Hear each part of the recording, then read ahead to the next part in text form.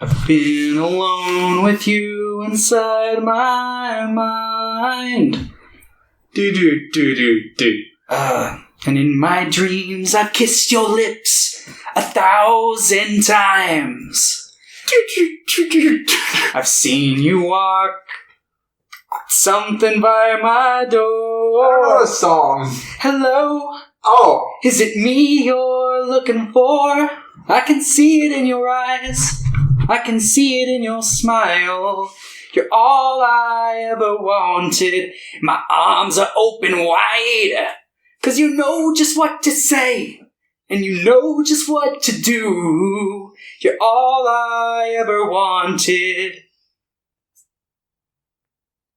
Ooh. You fucking noob. I don't know. Wow. I was trying to think of... There we go. Perfect. We are starting the new tradition of starting every podcast with a cover by Thomas Gripper. No. Fine, we'll rotate. I'll do it next week. Oh, gosh. I don't know. Anyway, me and Thomas were sitting here before the podcast, just talking, and then he said he had a funny Tim Allen story. So I said, we better start the podcast then, because you know that Screen Weens is a podcast about Tim Allen. So, like, do you ever just, like, kind of, like, sit and reflect and you get, like, not nostalgic, but you, like... I get depressed. Do you ever, like, think about, like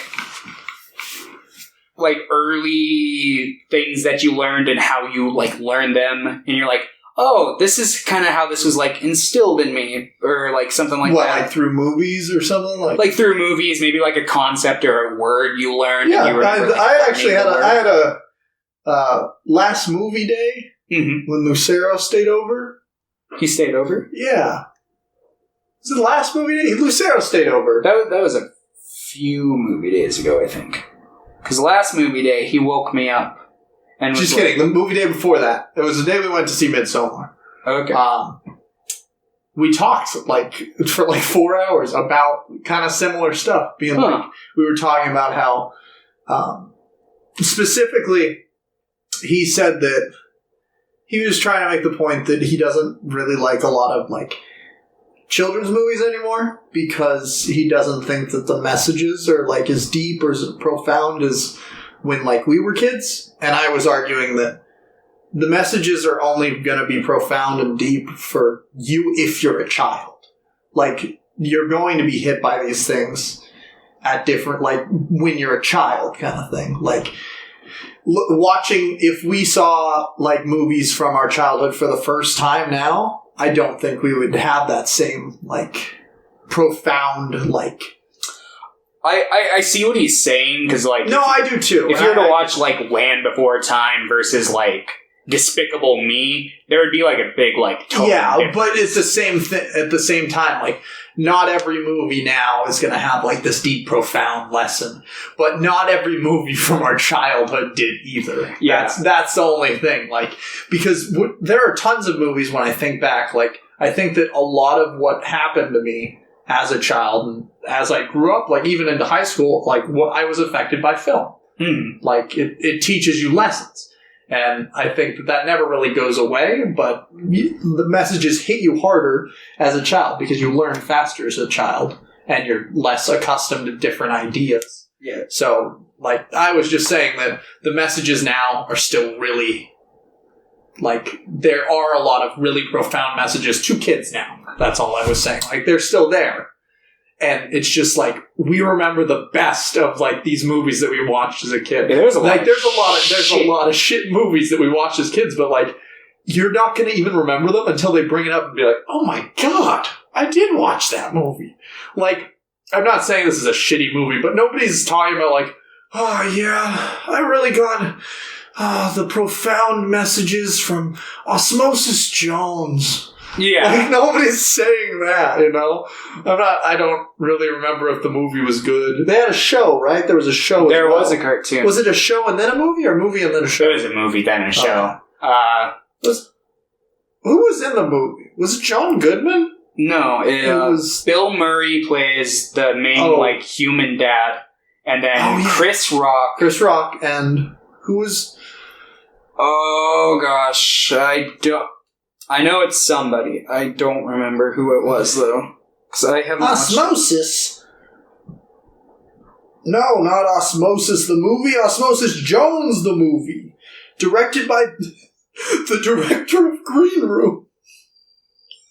Really? Peter Farrelly. Well, and Dumb and Dumber. And Me, Myself, and Irene. It's You mean Green Book? Did I say Green Room? Yes. Dude, I keep doing that, and it makes me so upset because I watched Green Book and I thought it was abysmal, and I love Green Room. Yeah. But yes, the Farrelly brothers made Osmosis Jones. Oh. That doesn't surprise me. They've got some good early movies. I like Dumb and Dumber. I like Dumb and Dumber. Personally, I love Kingpin. Kingpin is a very good movie. You're right. I didn't hate Dumb and Dumber 2. I'm like one of the only people that didn't hate Dumb and Dumber 2. I saw it in theaters with like my buddy. We watched them back to back. And I'm like, this was a fun time. I did the same thing with Garrett. Okay. We watched like the first one, then we went to the theater to see the second one. Like, I thought the second one was funny. Like, I thought it had its, like, funny moments. I just didn't think, like... But I didn't think the through line was as strong. Well, no, and I don't think it's nearly as strong of a movie. But, like, there's a bunch of people that always, like, loop it together. They're like, oh, it's just as bad as, like, Zoolander 2. Like, they, like... bunch it in with a bunch of like these other comedy sequels. I'm like, it wasn't that bad. Like, I enjoyed it. I think the main reason why people do that is because those like sequels to those like properties from the 90s all do the same thing, where it's like it's a sequel many years later and it's pretty much the same film again. Yeah. And it's just like it like the comedy doesn't hit the same as it did back in the 90s. But I think I'm more prone to being like, don't judge it with Zoolander 2, because I never saw Zoolander 2, but I didn't like Zoolander 1. Personally. I'm just like, it's okay, I guess. I thought that Dumb and Dumber 2 was better than Dumb and Dumber. I have not seen Dumb and Dumber. That one has Shia LaBeouf as a horse in it. When did it come out?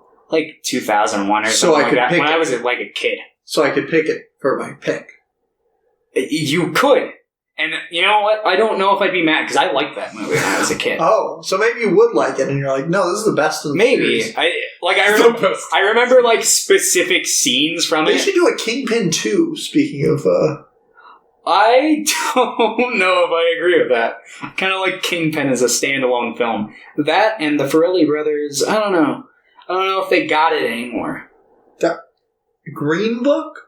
Green Book was funny, but it wasn't Three Stooges. It was not funny. You don't even eat fried chicken? You people love fried chicken. Apparently, I don't remember the real guy's name that the movie is based on. But apparently his family fucking hated it. Yeah. They were like... Well, they didn't even talk to any of the family in the movie. I'm like, how do you make a movie about someone but not interview anyone about it? I was like, yeah, maybe if it's like a fucking period piece or something, but even then you should be like fucking interviewing historians or something. But back to what I was saying earlier. Tim Allen.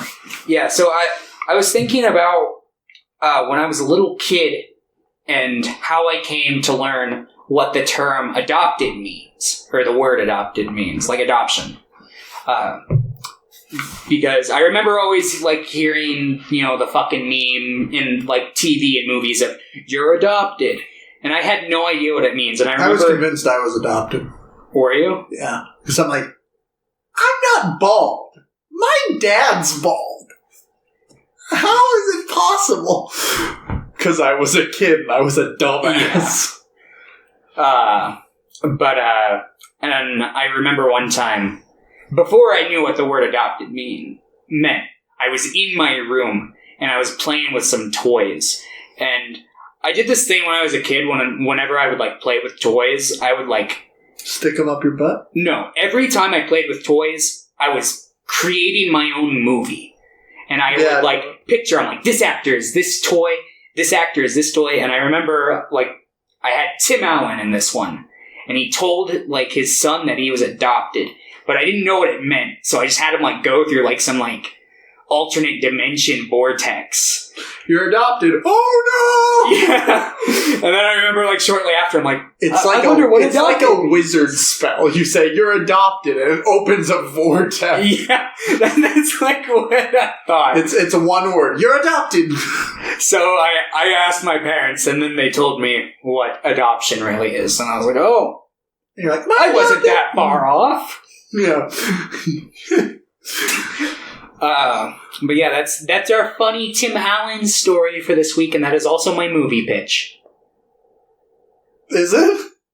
No. I mean, it could be. I don't fucking I didn't think of one. Oh, let's see if I have any funny Tim Allen stories. I was thinking about the Santa Claus. Not a good movie. I personally enjoy the second one, and I don't really know why, but they're not good movies. The third one's really bad, but kind of funny bad. I have, like, memories of all three of them, but, yeah, I remember them not being very good. When the Santa Claus 3 came out, I was really scared that was gonna happen. That it was going to be bad? No, wait, hold on. When did Santa Claus 3 come out? Like 2006 or 7 is my guess. 2006. So, yeah, I was 9. I didn't know, like, Santa didn't exist until, like, 10 and a half or 11. I was kind of late on the train of finding out he didn't exist. I think that's late. I don't know. That's fine. I was about like a freshman in high school when I became like an atheist, which is kind of the same thing. Which is funny because I'm pretty sure I stopped believing in God before I stopped believing in Santa. Wow. I was like, God doesn't make any sense, but a fat guy with a beard, that's gotta be possible. Because my main thing in God, I'm just like, nobody lives in the clouds. Anyway, this was like at the end of, like near the end of me believing in Santa, but I was really afraid. Do you remember the Santa Claus 3? Yeah, Martin Short plays Jack Frost. Yeah, he takes over. Yeah, but then he changes it into like this. Everybody forgets what the meaning of Christmas is, and like he turns it into a big amusement park. If you remember that. Yeah. Isn't there like a whole thing where everybody forgets Tim Allen was Santa Claus? Yeah, because he goes back in time. Because the whole thing, it's called the escape clause. And there's a snow globe that Tim Allen can use. He can go, I wish I was never Santa. And he uses it with the snow globe or something like that. And it reverts back to when he became Santa.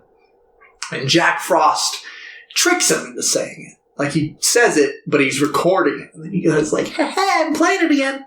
And then they go back in time to that night, like the first night from the first movie. And Jack Frost puts on the coat. So then it was like, he never became Santa at all. Deep. Yeah. It was pretty epic. But then profound. Then it suddenly cuts to that same time. And then the Scott Calvin... He's the evil businessman, and an evil business plan. Santa is Jack Frost. Jack Frost turned the North Pole into an amusement park that they could go to and meet Santa and buy toys or something like that. Like, it's capitalism. That's what scared me. I guess I was just a communist my entire life. I just didn't know. I was like, no! You're ruining the spirit of Christmas! You're ruining... Capitalism is ruining the spirit of Christmas. Capitalism is the spirit of Christmas. Yeah, but as a child, you don't get that. You're just like, oh, it's about giving and sharing and the love. Because you think, yeah, presents don't cost anything. Because you're a child. Children don't have, like... They don't understand the concept of money very well. Even when they do, they're like, yeah, $5. That's about how much Bill Gates has, right? You know, it's just like... People don't know. It's just like when you look at billionaires and they're like, how much does a banana cost? $20? I don't... What? Have you ever seen, I can't remember who it was, but there was some, like, really rich person. It was like an interview, and they're like, I don't know, what banana gotta cost? Like $10? Because they just did it. You lose when you have absolutely no money. People that don't, like, have any need for money, like, that don't depend on it, they lose sight in, like, what everything's worth, kind of thing. Like I definitely understand. But also, as kids, like, you don't really get how much things cost. Like, you don't understand the concept very well. You know what I'm saying? Yeah, like, obviously they don't, like, have... Because they don't have jobs, they don't have anything they need to buy. Okay, I thought it had stopped recording for a second. Yeah, it's being just... I think it's just the screen that's being laggy. It does that sometimes. Like, I definitely understand, like, the sentiment. I don't know. Like, I guess it depends on the kid. Because, you know, some kids are brighter than others. Some kids develop faster, you know, like, in terms mentally, not physically. Don't give me that fucking look. Yeah. Well, it's funny because I think I was a fucking dumbass. Like, generally, like, until I was like 14. Like, even though I was in a bunch of like the gifted and talented classes in like elementary school. I don't know if your school had those. They were like kind of like honors classes, but or just they might have. But I think that was more common. I think that they would just bump kids up to the next grade. Oh. Yeah, they didn't do that a lot in my school. Like, they had, like, these gifted and talented classes, and I was in those from, like, 2nd grade to, like, 5th grade. And then, like, 7th and 8th grade, I went to, like, this weird public charter school that I fucking hated. And then I was in, like, honors and AP classes somewhat in high school, but, like, not as much as others, because I'm like, I don't want to do all this extra work for nothing. When I was in high school, I took... back and forth. Like, my freshman year, I was in honors English. Failed it. I was too. And I almost failed. I'm like, I need to switch out. Bye. And then I went to a regular English class. I'm like, yeah, regular. I don't understand how this is so much easier. Like, the honors classes is like... See, it's not that I thought honors was hard. It's just that there's, like, a clear, like, abundance... extra of work. Yeah, that's exactly it. That I was just like, I'm not gonna do this. And I'm like, I'm a literal child. High schoolers are still children, you know? Like, in a lot of ways. I'm like, stop giving them so much work for nothing. Like, it doesn't mean anything. I'm like, gotta write this essay. Have you read a freshman's essays? Even if they're in honors classes. They're bad. Fucking terrible. Yeah. I found some, like, on my Google Drive or whatever. And I'm just like, oh my god! Like, even from, like, junior year, I'm like, what the fuck? Yeah. I'm just like, did I write like There's this? shit. I found, like, an essay I wrote in, like, 5th grade, and I'm like, these are, like, the exact same essay. Yeah. Fuck. But my... And I'm like, I thought I was smart in high school. But yeah, like, I would be, like, straight A's in regular English, and then, like, honors English. It was just like, nope. And I remember my junior year was when it became, like, a real big problem, because my freshman teacher, like, she pulled me aside and she talked to me, like, once or twice. But, like, it's like my when I got to juniors honors English, it was that teacher's first year teaching. So it's like she's like, I'm gonna help this guy. I'm gonna I'm gonna try to motivate him and get him through. I'm gonna stand and deliver this guy. But Thomas in high school was a very different person than he is now, but very similar in a lot of ways, obviously. But I gave no fucks. Like, that was my philosophy in high school. That's how I got through high school. I was literally... I really cared up until senior year, when I didn't care at all and I almost failed. I was just like, I don't give a shit about anything. I was really mean to people sometimes, because if they were annoying me, or if I didn't like a person, I was just blunt with them. I was just like, hey, you're fucking annoying me. Get away from me. Which sometimes I felt was more justified than others. There are times that I kind of reflect on. I'm like, oh, I was kind of an asshole. But there are other times where I'm like, I think I was kind of in the right on that one. But it depends. It's very situational. But anyway, back to the point of my story here. I had 80 missing assignments my junior year. Because once the first quarter happened, she was like, look, you're going to fail this class if you don't get like 100% on everything in the second quarter. So you're like, well, I better just stop doing work. Yeah. So I stopped doing work. I didn't read any of the books. I didn't even bother like spark noting them, which got really awkward. God, I spark noted. I don't know. Like, I read a decent amount in high school. I don't know if I read any of the like required reading. Yeah, but I remember like there was like one point where we were reading the Scarlet Letter. I was the only guy in the class, by the way. Only male. So you just watched Easy A? No. Well, I had seen Easy A, but... So you're like, I know the story. It's a pretty good movie. I would basically like listen in class and then just kind of go off that on the very... But she'd be like, how about we get the male perspective for this? And I'd just kind of be like at my desk and I'd be like... Shit all! I'd be like, I'm going to be honest. Didn't read. And then you put on glasses and people would go, oh! Yeah, and I'd just go back to drawing because I drew a lot in high school. And then... Yeah, no, I was a little fucking wanker in high school. Wanker. I had a real big ego problem because of my fucking acting. You told me that. Oh, yeah, no. I was the lead role in Beauty and the Beast, and I never got like an ego problem. It's a probably because I fucking hated myself. That was it. I mean, I hated myself too, but you still thought you were better than everyone. See, it's a weird situation. Welcome to Screen Weens, where we talk about books and theater. Maybe I'll tell that one on like a much later episode, but I don't feel like diving into my fucking high school trauma right now. Oh, I mean, that's where a lot of my interest, because this is actually important to me liking movies. I didn't really get into movies probably until about this time 2 years ago.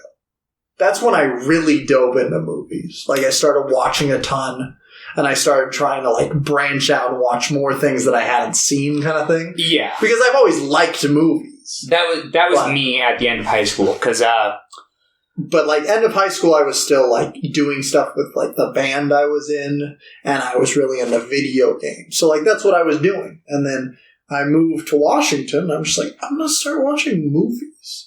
I had a review thing on an Instagram account for a while. And it got, like, a small following. And then I started reading them back, like, 8 months ago. And I'm like, what the fuck?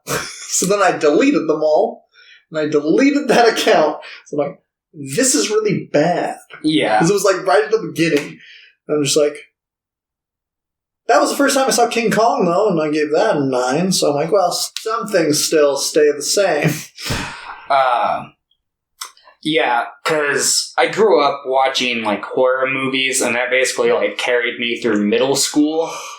And then I got, like, really into anime. And then by the time like my freshman year wrapped up, because I had never like watched any anime until like the summer between my like 8th grade and 9th grade year, and then I basically like binged through Dragon Ball Z and One Piece and Naruto like all within like high school, and then I like obviously explored like other shows like that were a bit more or I should say a bit less shonen. Yes, that's a nice picture of Martin Short that you are showing me right now. London. That's Jack Frost from the Santa Claus 3, the Escape Clause. Wait a minute. It's the Santa Claus 3, but I don't see a the anywhere on this poster except for the Escape Clause. God damn it. They were too lazy. They said that he could use his imagination. But yeah, once I got, like, out of high school, because, like, my,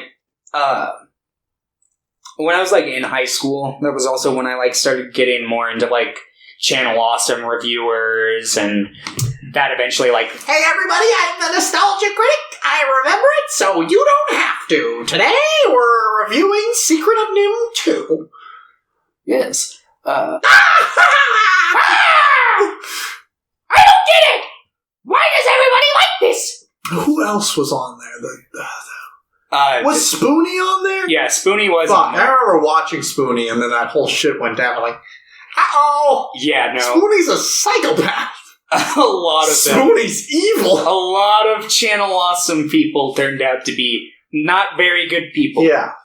Even some of the people that are still on, I'm like, I don't know. They could probably be evil, too. Yeah. I don't trust them. There are some that I still watch, though. Like, I still really fuck with Todd in the Shadows, but a lot of them are people who left Channel Awesome. Yeah. Lindsay Ellis, who was the nostalgia chick, she does some, like, really interesting videos. I don't watch all of them, but... Is it a violin person? Lindsay Ellis? Yeah, isn't there a person that, like, plays the violin? That's... I know who you're talking about. I might be getting their names mixed up. Hold on. Lindsay Ellis. No, she's you're right. Okay. What am I thinking of? I know she was big like a few years ago. Yeah, I don't remember. Lindsay Ellis is pretty big now too, though, right? Like her. She's been doing, like, more video essays, though, right? Yeah. Her show's, like, pretty good. Like, yeah, that's what I'm saying. She's one of the ones I still watch. Well, and she's, like, in that same group of people, like, H-Bomber Guy and, like, Folding Ideas. Mm-hmm. Like, fuck. If you guys haven't seen Folding Ideas videos, go watch it, because they're great. Oh, is it Lindsay Sterling? Lindsay Sterling. I don't know. I'm tired and I'm sick, so I'm just like, Lindsay. My bad. I'm just like, whoa, is she the same person? You're fine. But yeah, and then I'd say, like, the point where I became, like, a bit more pretentious with, like, my film taste was, like, when I got into, like, YMS and, like, Ralph the Movie Maker and, like, which is so funny looking back on it, because I'm like, especially with, like, I love you, Ralph, but, like, when I first got into Ralph, because we're, like, the same age, and I'm like, we're, like, following his taste, I'm like, but his taste kind of sucked back then, like, yeah, Ralph, he's grown, but, like, he's, I think, 2 months older than me, like, we're pretty much the exact same age, so, like, following his stuff, I'm just like, it's like, I'm following an echo of an echo, kind of thing. Because we always echo people that we listen to a lot. Like, that's just what happens. Especially since, like, you know, I don't know if we've, like, got any on, like, recording where we might, like, fucking reference something. Or I know we've probably, like, referenced, like, Super Mega once or twice. And we've talked about them. I don't know if we've referenced them. I try my very hardest not to reference. Yeah, that's my big thing. Because I definitely want to, like, take influence, but I want to, like, build upon it and, like, create my own, like, our own sense of style. Yeah, exactly. Also, if you're referencing things, like, that means that you should be referencing things with other people that have seen these things, you know? Yeah. Like, referencing things should be something that's kind of, like, an interpersonal, like, thing with your friends. Just referencing things on the internet is just like, hey, 3% of the people watching get it? And everybody else is just like, what? There are some memes, though, that, like, you get into, like, a habit where you, like, you'll say it, like, how we would, like, say epic for everything a little while ago. Do you mean still? I'm putting the you fucking just said breaks. Yeah, because I was referencing the word. I don't know. You started here first. Now I have the sound clip, and I'm going to put it after everything I say for the rest of the video. Oh, great. But yeah, like, I'm sorry. What the fuck have we been talking about I don't for know. half an hour? I'm talking about we're Tim Allen. talking about Tim Allen. Hey, you want to talk about the fucking funny cowboy movie we watched? We need to talk about other films we've seen in the last 2 weeks. Oh, yeah. Oh, hi. Hold on, everybody.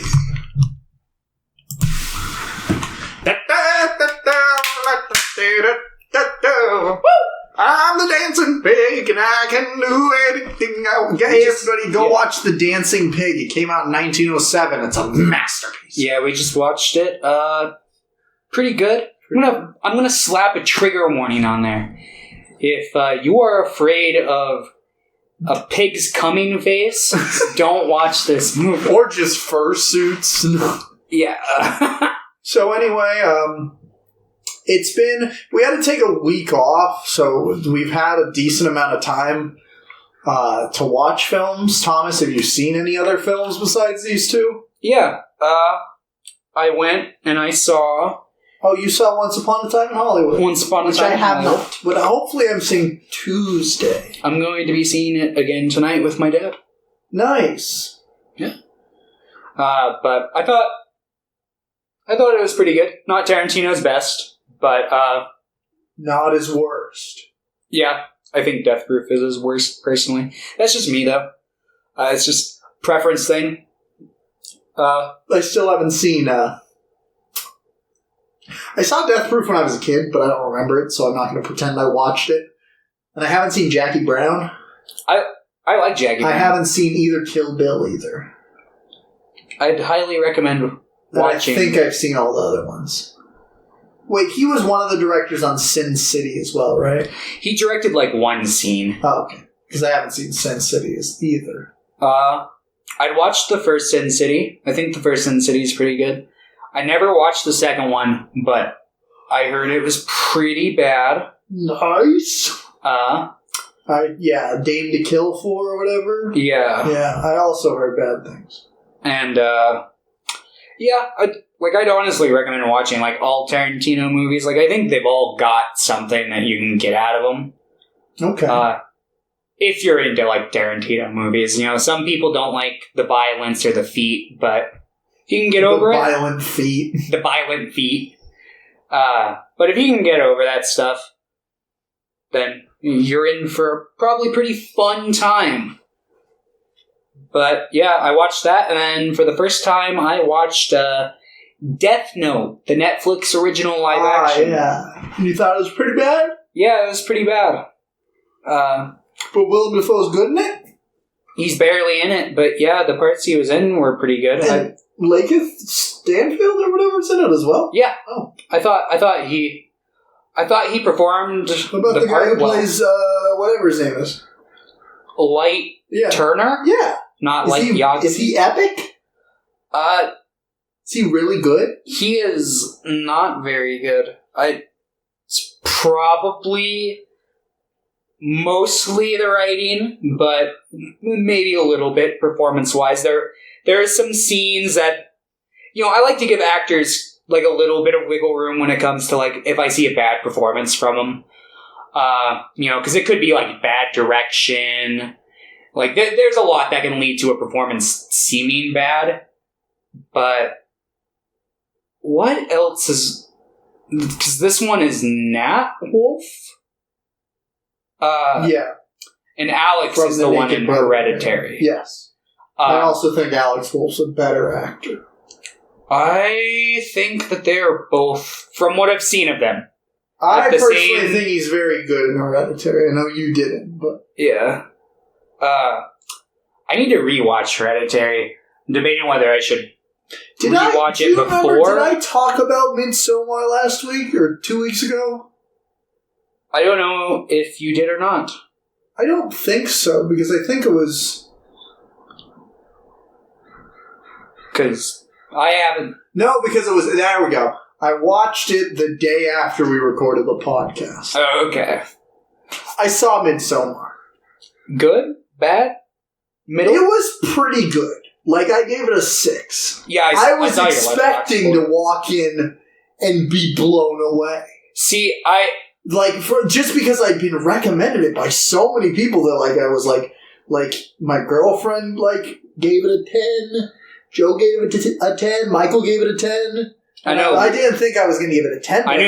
I knew Lucero really liked it. He was the only person who I had heard, like, really, like, radiating, like, this film was great. Yeah, and then I walked in, and I watched it, and I walked out, I'm like, that was pretty good. Yeah, and then I was just like, I don't get why it's so well received, though. Like, I really, really like Hereditary. I know you weren't the biggest fan, but everything I really liked about Hereditary, I really didn't like about this one pretty much. I want to watch Hereditary again, because I want to see if it's the actual movie I had a problem with, or whether it was my expectations for the movie. Yes. What I wanted the movie to be versus what it was. Because I remember I walked out of there and I was really... Spoiler alert for Hereditary. If you haven't seen that, I'm going to just... It's not like a big spoiler, but I'm going to spoil a little bit. So if you're sensitive to that kind of stuff... Skip ahead. 3 minutes. Like... Yeah, 3 minutes will probably put you somewhere spoiler-free. Because I'm not going to talk about it for very long. But I remember I didn't like the fact that it was, like, supernatural. I really wanted it to be, like, psychological. And I thought, like, just the situation that the film had created with, you know, the whole daughter thing. Yeah. And, like, how the family would deal with that was really interesting. And then... it didn't go anywhere from, like, that point that I wanted it to. There were things that I'd rather be seeing, but the film just kind of went, now we're going to do, like, the Rosemary's Baby, Exorcist. Maybe it's just, like, because I didn't really have any expectations for it, so I'm like, wow, I really like that. Maybe it was expectations. I don't know. Or you just didn't really like it, which is fine, too. Like, I remember thinking, like, because there were positives. Like, I didn't hate the movie. Like, I would still classify it as a good movie. I'd still recommend it to people. It's just that I personally was just like, meh. Because, I don't know. I didn't like the supernatural thing when I watched it. And that's why I want to rewatch it again to see if it's, like, maybe accepting what the movie is and seeing if I like it any better. I really, really, really like the script in Hereditary for the most part. Like the dialogue between the family members. I remember thinking it was pretty good looking for the most part. Yeah, I think that Ari Aster's definitely nails the visual aesthetic in Midsommar, like, really well. It's a beautiful film. But everything I loved about the dialogue in Hereditary, I kind of hated the dialogue in Midsommar. See, I've heard that, like, the character writing in Midsommar was really good, but I thought it was bad. Okay. Like, I didn't think it was terrible. It's just, like, I honestly, the pacing in Midsommar is really, really good. It's 2.5 hours, but it felt a lot shorter, and I honestly think they could have made it a 3-hour movie, and it would have benefited so much from, like, extra exposition or extra dialogue. Because, like... It's just, like, there's some parts that just feel rushed, like, to, like, cram in, and then there's some parts that I'm just, ugh. Yeah. Like, I still enjoyed it, but I didn't enjoy it as much as, Aladdin. Aladdin? From this year. If I'm gonna be completely honest. Well... I enjoyed Aladdin. I gave it a 6. I gave Midsommar. I can't argue against Aladdin because I haven't seen it. Yeah, exactly. And you won't. And I won't see it. You can never rebut my argument that Aladdin is a more competently made film than Midsommar. You know, when both those movies come out... not competently made. No, it's... I would... Besides the opening scene of Aladdin, I think that it's well made. The opening scene is kind of bad. I might take you up on this. I don't think you would like the new since you've challenged me. See, I didn't have any expectations for it because I'm not a big fan of the original Aladdin. I'm not a big fan of most original Disney classics. If you guys want to see a sick, epic video where I try to take down London's opinion with facts and logic. With facts and logic that are all not subjective, but objective. Because film is objective. What are we going to go, a frame-by-frame comparison of Aladdin and Midsommar? Being like, perfect. Let me know in the comments if you want to see this. No. I don't know which one I enjoy more, actually. They're pretty close. From my enjoyment level, they were pretty close. Yeah. From your own personal enjoyment level, that's perfectly fine. Like you're From my personal scale, I would put them near to each other. But I also like musicals, too, so that might be it. I don't even really give a shit about the original Aladdin. Yeah. Or most of Disney's movies. Besides The Rocketeer. Oh. The Rocketeer is a fucking classic. Classic! He's got a jetpack! He's got to escape from the Nazis! Jennifer Connelly? What's the guy's name in it? Cliff Duncan? I don't know. Yeah. Anyway, I watched those two movies. You watched Midsommar. I watched Midsommar. I watched... Did I tell you about The Signal?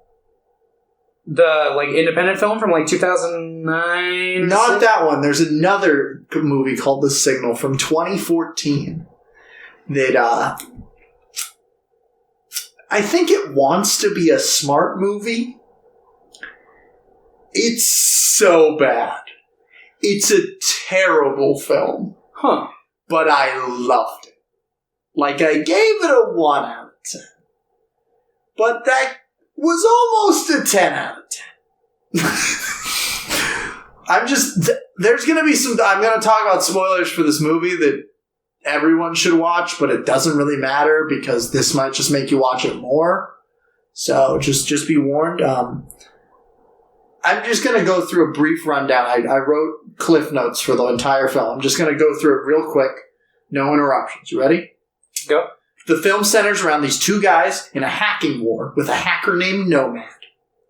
One of the main characters wears glasses, and literally every scene they cut to him, he is adjusting his glasses. He's pushing them up like he's about to do some epic hacking. They find where Nomad did his last hack from and head there to an abandoned house in the middle of nowhere, and it's the middle of night. They're also traveling with the main character's girlfriend, which will be important in a second. They go into the house, they don't find anything except a bunch of wires in the basement that are leading up to stuff. They're like, oh, this must have been where he was doing everything. And suddenly they hear the main character's girlfriend start screaming for help.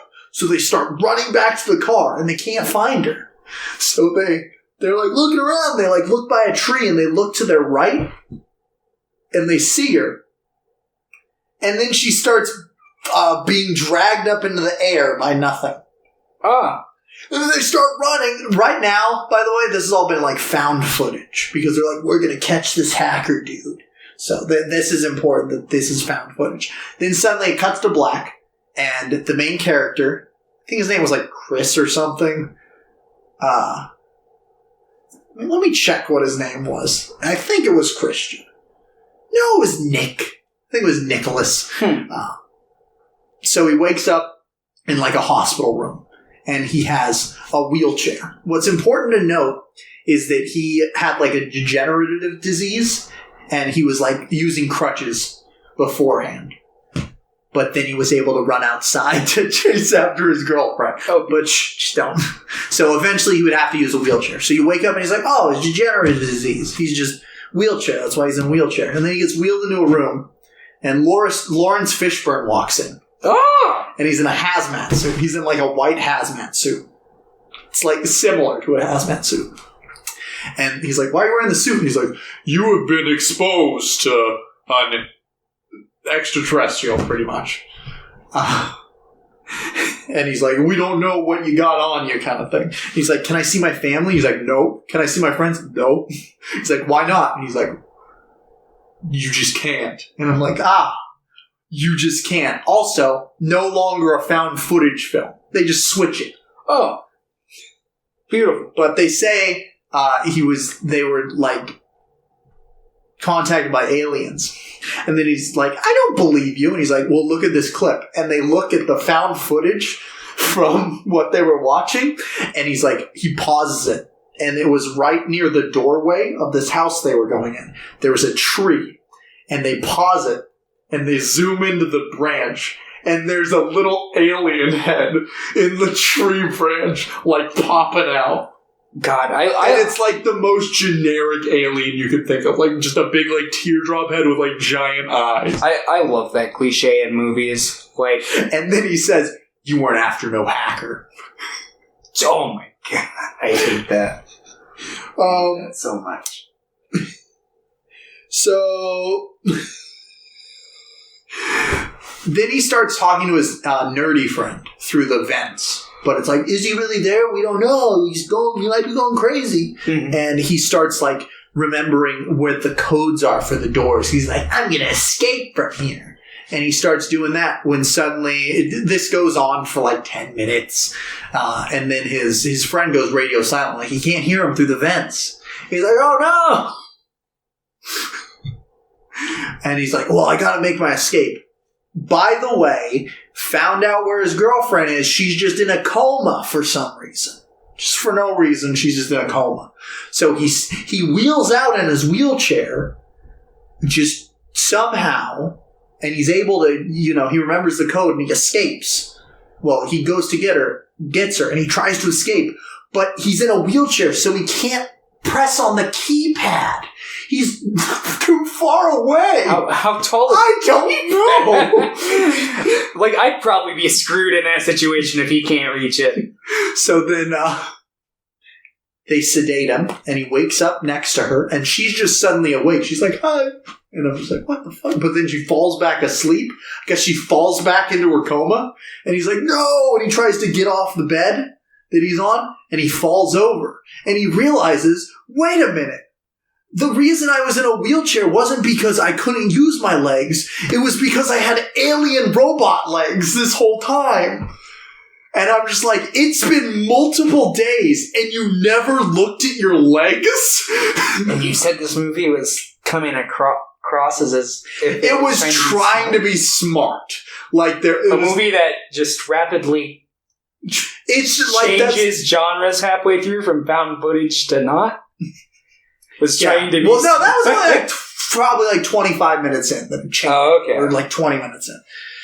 It was still dumb to have the found footage at all, though. It was literally just to set up the stupid shot of the alien in the tree. It's like the beginning of like the new Spider-Man movies, except instead of like being like 30 seconds to a minute, it's the first 25 minutes. So...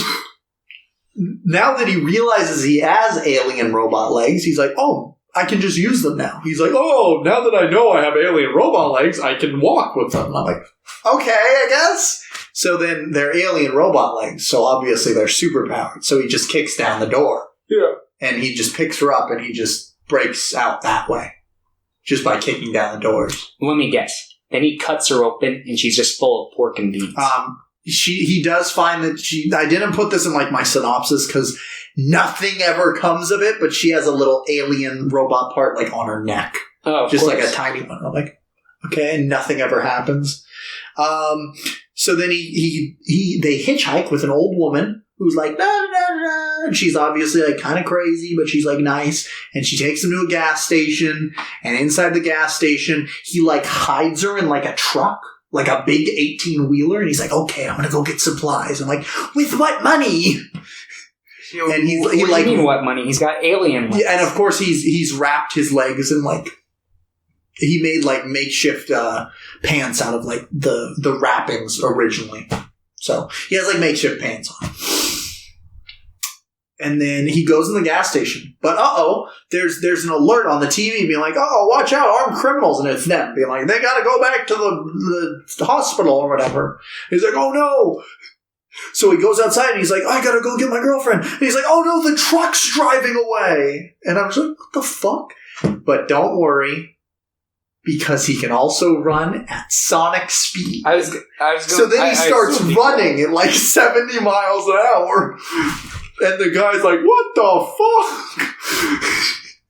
And he's like, stop the car. And the guy's like, no. And then the girl, she wakes up, she's awake, She pulls a gun on the guy. The guy just had his car. Oh. So then they steal the truck, even though it'd be faster just for the guy to run and less conspicuous. But I guess it would hurt his robot legs. And then they start driving. They're like, we're going to get out of here. And they find a giant fucking, crevice in the ground at the end of the road. Just suddenly, there's a crevice. And they're like, it's giant. They're like, what the fuck? So I guess we gotta go around. So they start driving back the other way.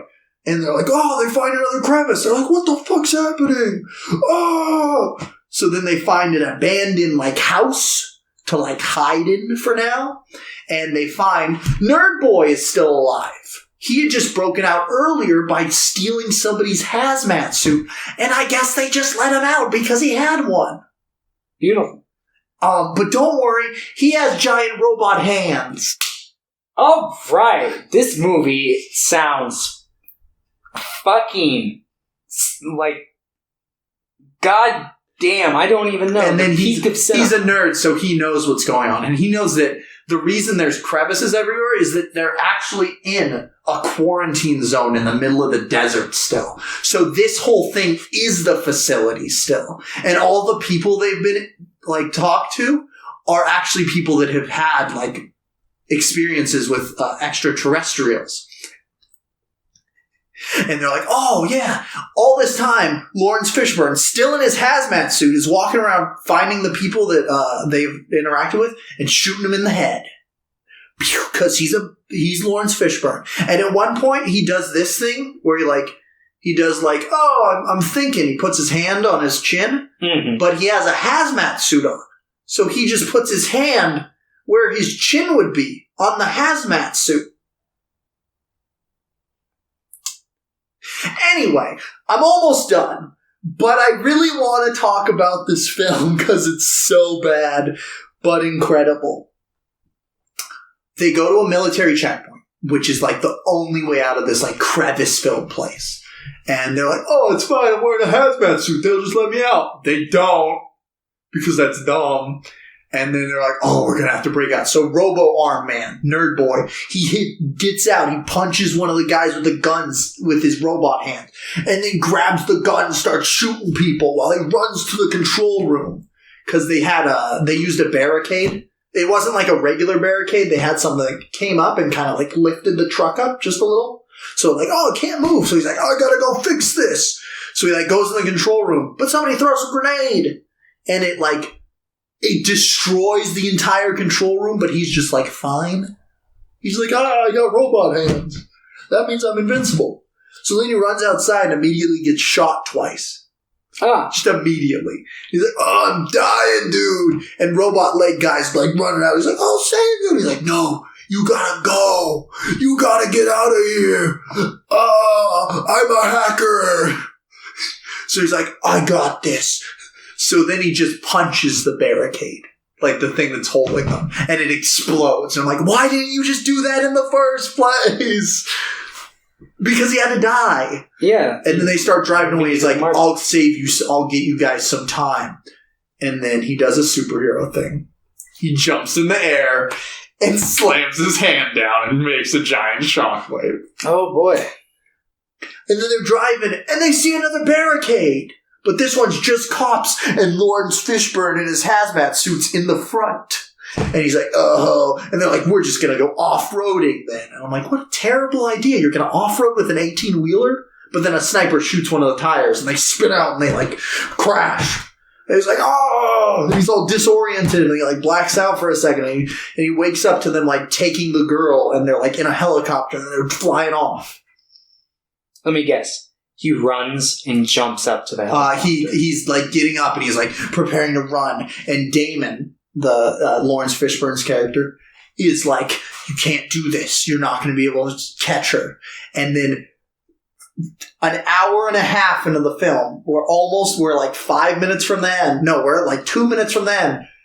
This guy, this main character, who's supposed to be super smart and who can remember sequences, finally looks at Damon's name tag and goes, wait, Damon backwards is Nomad. And he finally understands that he was the hacker. And I'm just like, what a stupid twist that literally anyone watching the movie can see. And then he starts running. And he's running after the guy. And he's like, "Whoa," and he goes like supersonic speed. And then doesn't jump for the helicopter because he's too busy breaking through an invisible wall. Oh. Because they've been in a giant dome the entire time, and he's really on an alien spaceship. What? And then he turns to Damon, and Damon removes his helmet to see that he's actually just a faceplate, and there's a bunch of wires sticking out of his robot head into his suit. And Damon had been an alien robot the entire time. And then the movie ends. Quality cinema. I need you, after this podcast, I need you to look up the ending to this film and watch it and then read the comments. They're so funny. They're like, he didn't just shatter that wall. He shattered my mind. Like, people are like, this is the greatest sci-fi movie of all time. So, this is like the room of sci-fi movies? Well, no, because some people actually think it's, like, really good. Well, and I'm just like, what? Some people think some really bad movies are really good. There are people who really like Suicide Squad. I'm sorry I had to talk about that for like 10 minutes, but I needed to tell you It's fine. this. If you guys want a great sci-fi recommendation, watch History Netflix, of Future by the way. Book. But The Signal is on Netflix. That's why I watched it. Okay. I'll probably, since it's a crisp 92 minutes based off your description. Something like that. It's like an hour and a half, maybe an hour and 40, but like it's... Oh, I don't know. An hour and 40 is... 8 more minutes! I know I sound like I'm joking, but I literally do that sometimes. I'll be like, I'll watch a 90-minute movie, and I'll be like, 95? whoa, dude, an hour and 40 minutes? That's like 20 minutes from 2 hours. I don't know if I can do that. It's normally if I'm like, I gotta go to bed by this time, though, kind of deal. So, an hour into the podcast... Oh, wait, I watched some other movies. Yeah, I was gonna say... I'm just gonna go through them real quick. You didn't even mention the 3-hour cut of a certain movie. Oh, yeah. Oh, fuck, I have so many movies. Oh, my God. This is gonna be a 5-hour podcast. So, I watched Billy Elliot. Have you seen that one? No. It's a good one. It has Jamie Bell in it, if you're familiar with him. He's the other main, like, he's the younger guy in Snowpiercer. Okay. Like Chris Evans' like best friend. Yeah. But this was him when he was like 12 or something. Billy Elliot's this kid that's like really into boxing, but he sees like a ballet class and he like wants to join it. And it's this like talking about like there's like a big workers' strike in like England going on. He's like, I gotta do this, but he really wants to be a ballet dancer, but people are super homophobic, but he's like, I want to be a dancer. It's very good. Yeah. I know I'm being a dumbass, being like, I want to be a dancer, but it's a very good movie. But I'm also just trying to speed it along. I also watched Ralph the Movie Maker's film Lover, which I thought was just fucking awful. Terrible, terrible film. I've watched every Ralph movie, actually. I have not watched every Ralph movie. I did it the same day, because I'm like, I want to see if this is the worst one. So I'd already seen King Candy, I'd already seen Sauce, and I'd already seen Brothers Paradise. So I watched Lover, I watched Band Battle, I watched The High, and I watched Hereafter. And The High was fucking awful as well, but Lover was just the worst. I'm sorry, Ralph. I know you've listened to us. He's like, yeah, I'm one of your 15 subscribers. Yeehaw. That's what he sounds like in real life. Yeah. And then I watched, of course, a lot of Batman. We watched that for our movie day. We watched a bunch of Batman. But even after that, I watched the Hush movie, which was pretty decent. I know a lot of people don't like the twists they change. Like, there's a bunch of stuff that change. I was fine with it. A bunch of people that really like the comic were not, which is understandable. But I liked it. Can we talk about how... Alright. Legit. Watch Batman and TMNT. Batman versus TMNT is great. That was... I like TMNT and I like Batman, but I was going into it kind of rolling my eyes this is probably going to be pretty corny and bad. I was when I watched it, I watched it the first day it came out, and I'm like, this is going to be dumb, but I'm going to enjoy it. But I'm like, okay, it was dumb, but it was legitimately a good movie. Yeah, it was very enjoyable. I thoroughly enjoyed it, and they made Shredder a fucking badass. Yeah, Shredder fucking wrecks. Yeah, I was like, holy shit! Shredder is a top-tier Batman villain. What the fuck? Yeah. At least in terms of the action scenes. I watched Batman vs. Dr. Freeze, which was one of the original animated movies. I thought it sucked, because I hate everything. I watched Batman and Harley Quinn. That's the worst animated Batman by far. What? So I've heard a lot of shit talk. I know it's done by the people who did the original Batman the animated series, or at least it's done in that style. Oh, fuck. Yeah, it's done in that style. There's a fart joke that's long. They keep going to it for a minute and a half. Oh. Yeah. Yeah, that doesn't sound like what I want in my Batman. Harley Quinn pretty much sexually assaults Robin. Huh. And kind of coerces him to have sex. Which Robin is it? Just curious. I think it's Dick. Dick? I think so. No, it's Nightwing. It is Nightwing. Okay. So he's older. Yeah, but that's not the point. It's the point is she's forcing him to have sex. Okay, yeah. That's what the point I was trying to. You had said coerce, so I'm like, well, it's it's I see pretty yikes territory. It's just that I haven't seen the scene, so I'm trying to get a nice. She has a musical number in it as well. Oh, delightful! So yeah, it was just fucking awful, all around. But then I watched a worse Batman movie. Is it the one? Yeah, it's Batman versus Superman. I've never seen, but I needed to watch it.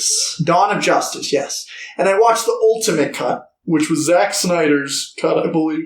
He's like, oh, no, this is the one I did. It's rated R. And it's rated R, and it's 3 hours long. It's 3 hours of pure boredom and terrible dialogue and pretty awful effects. I'm like, this movie came out 3 years ago, and it looks terrible.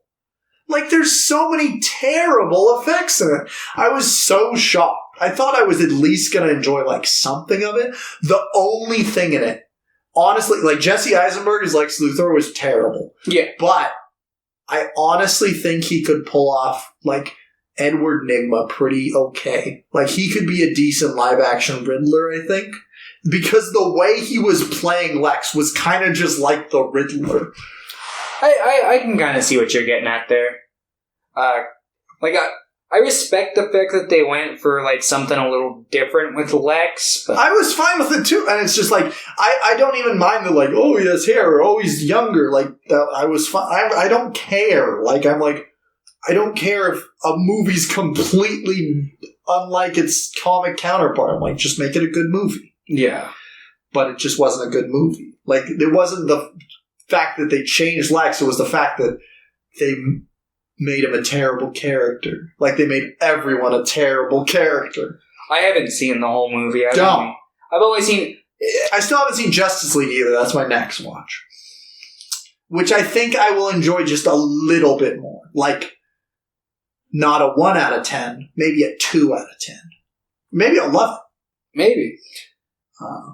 Almost done here. I also watched 2 Garfield movies.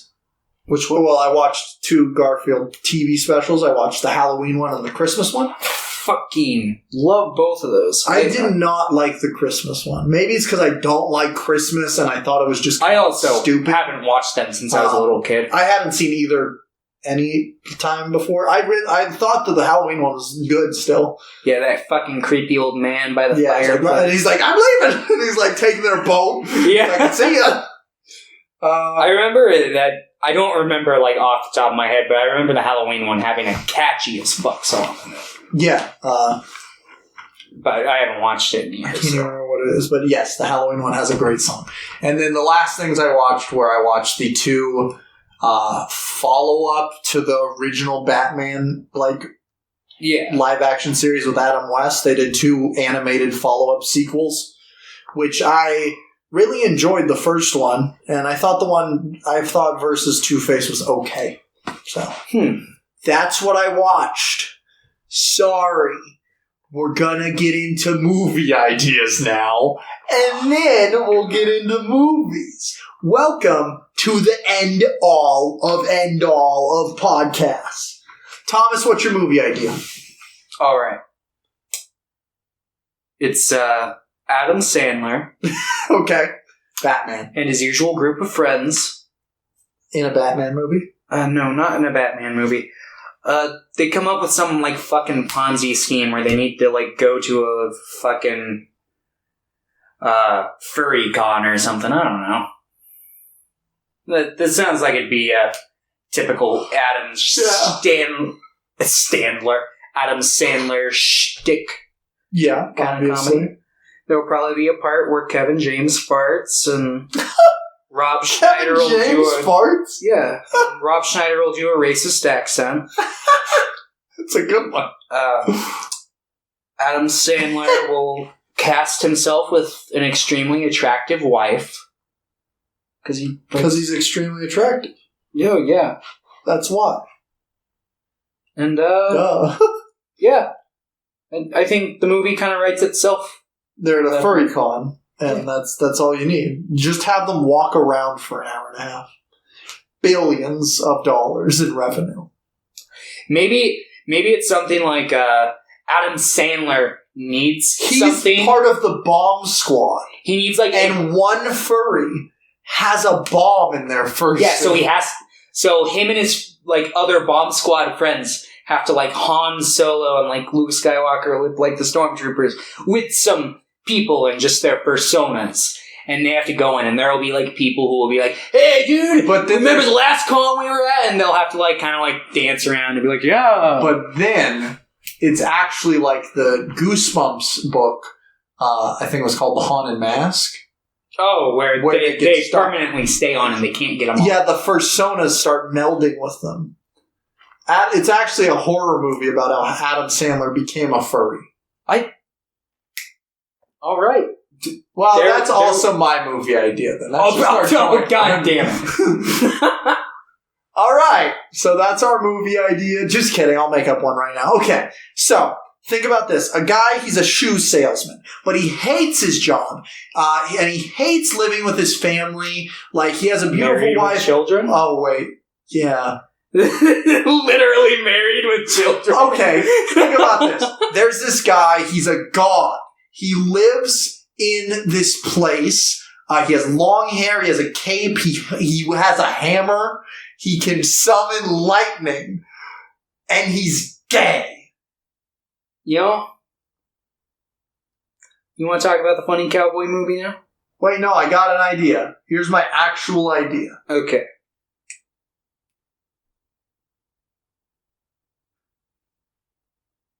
Club Penguin. The movie.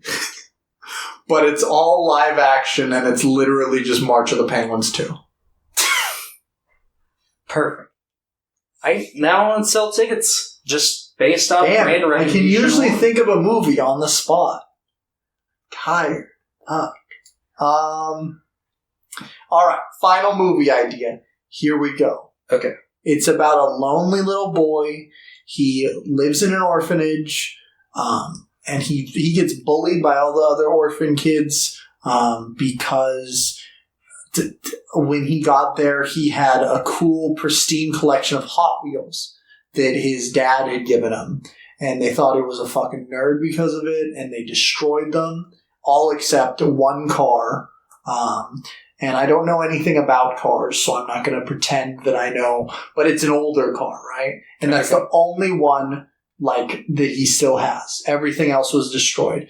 And it's just about how when he grows up, he works really hard and he wants to get, like, the actual version of that car. Because that's the only thing that he remembers his dad from. And there's an auction for this car, but it's, like, across the country.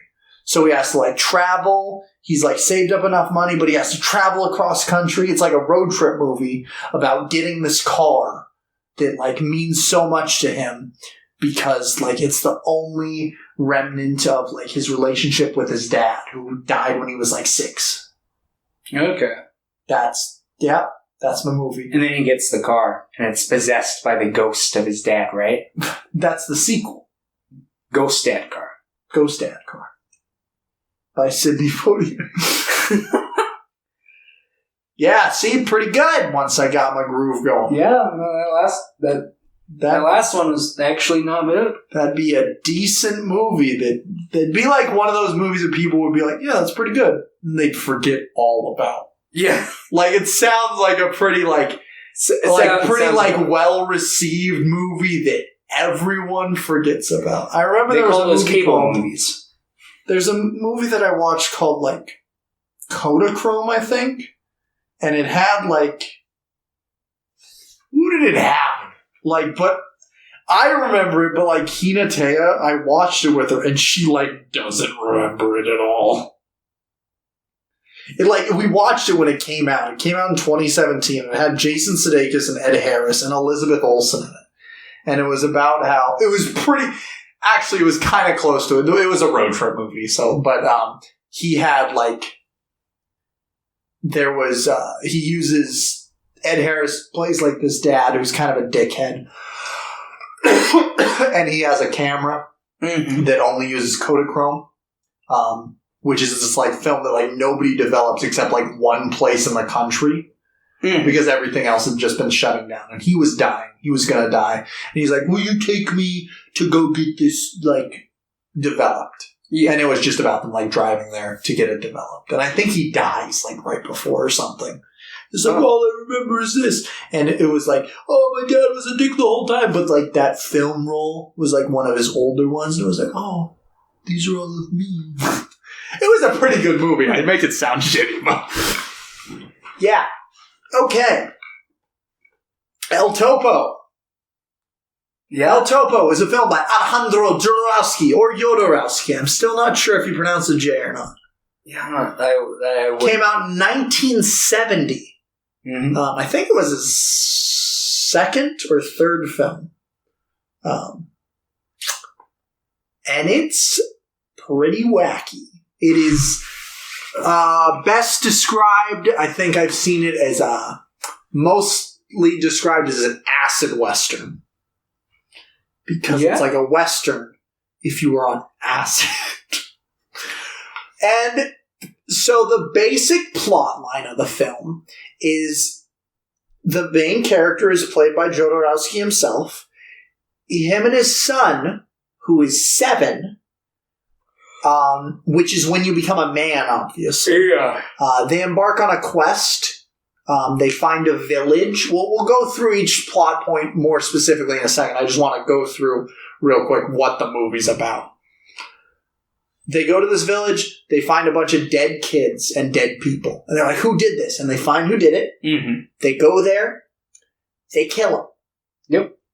They save this woman who then wants to fuck Jodorowsky. So he's like, sweet, see ya, kid. And he leaves his son with these monks. And then this woman was like, to prove you love me, I want you to kill the 4 great gun masters. Like a video game. So he goes to do this journey. Eventually that happens. We'll go through each more specifically, like I said. Eventually that happens. Then, after the first person he kills, they meet another woman who is voiced by a man. Very interesting director choice there. Yeah. I was like, what the fuck's happening? But cool. And eventually they betray him after he kills the 4 gun masters, and they shoot him, and he's dying. And they yeet out of there. never to be seen again for the rest of the movie. And he gets dragged off by a bunch of people with physical disabilities. And he wakes up 20 years later, or something like that. Yeah. There's no, exact date, but it's 20 to 30 years later. And he wakes up in a cave. And from this point on, the movie is about him raising money to build a cave, or build a tunnel from the cave to the town, so all the physically disabled people can live with the townspeople, who are also part of the Illuminati. Because they literally have Illuminati signs on the entire town, and the town is full of very racist people and very scary people. Yeah. And the movie ends with him finishing the tunnel, the villagers being reunited with the physically disabled people that they had put in this cave, and them shooting all of the physically disabled people. And then Jodorowsky being so sad because he pretty much did this to them. So he sets himself on fire and dies. After killing everybody. After killing everybody. Yes, he does kill everybody because he was like the gun master. Well, well, he doesn't kill everybody. He had sex with somebody, a woman with dwarfism, and she'd gotten pregnant. Yeah. And so the movie ends with her being pregnant, going with Jodorowsky's son, who was reintroduced in the second half. That is the main plot. Just wanted to get through it because I know some of our things can be nonsensical, and especially with this film, because it's so weird and wacky, I wanted to make sure that we had at least the basic plot down. Yeah. So the opening scene, I want to talk about this. He's riding on his horse with his son. They go up to a pole. His son's completely naked. Just at the age of 7. He's just like, oh. And Jodorowsky's like, you're a man now. You gotta throw away everything you've ever loved. And he's like, bury your favorite toy and a picture of your mother. Yeah, so he does. And then he's a man. Yep. 7-year-old man. That's it. I read a fun fact that, Jodorowsky, however you pronounce it. I'm sorry. We're saying Jodorowsky if that's wrong. But a year later, he took his son back, gave him a shovel, and he's like, all right, you are a man, now you're 8 years old, and you have the right to be a kid. Because he felt bad. He's like, oh shit, I made my kid bury his favorite toy, and Was that his real favorite? I think so. Oh my god, Jodorowsky. Jodorowsky, oh my god. From what I've seen, he's hardcore. He's so fucking weird. I need to talk about the most infamous part about this movie, after we're done with this. Because I don't know if you've heard about it, but... I don't think so. I might have. Okay, well, we'll talk about it afterwards. I'm going to go grab a monster, but go ahead and keep talking. Sorry, I'm just very tired. Would you like one? Yeah, I'll take one. Thank you. Okay. Sponsored by Monster. Get your game in the groove. Groovy game. Yeah, I fucking really liked this movie. I very much enjoyed this film. I very much enjoyed this film. Thank you. I'm gonna be completely honest, I didn't like it as much as the other two ones I've seen. I didn't like it as much as Holy Mountain. I didn't expect to, because Holy Mountain's literally my 4th favorite film. And I didn't like it as much as Santa Sangre, but I've only seen Santa Sangre once, so that might change once I rewatch it. Here is what I'm going to say. I don't know if it's necessarily true, but watching this one, I think I enjoyed it more than when I was watching The Holy Mountain. But I don't know if that's necessarily because I think this is a better film, or if it's that I'm now used to its style, and I haven't rewatched The Holy Mountain since watching it that first time. So I'm not entirely sure, but I really fucking like this one. I very much enjoyed it. There's some really great shots in the movie, and there's some really good music too. Oh no, kitty. We just heard a kitty scream outside. It also sounded like a balloon being let out, maybe. I thought it was a crying baby. Yeah, it's from El Topo.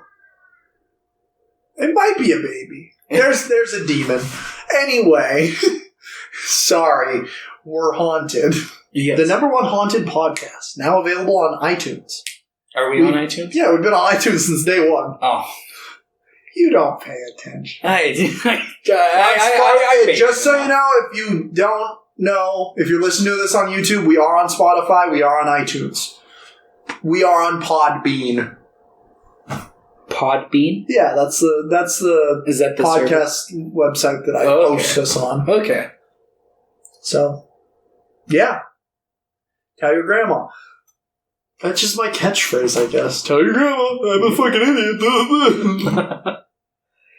So, they go to this town. Actually, my first favorite shot, there's a puddle of blood. Yeah. And there's a giant pole. And there's a person on the pole. Like, this pole's like 10 feet tall. There's a person impaled at the top of the pole. And it's just this dark puddle of blood. Like, it's a great shot, just that one. Yeah. And then immediately they walk into this town, and it's just covered with dead children on the ground and, like, puddles of blood. And it's, like, super brutal. But it's, like, a great shot. And there are, like, fucking animals. Yeah, there's, like, chickens walking around, like, bah, bah, bah.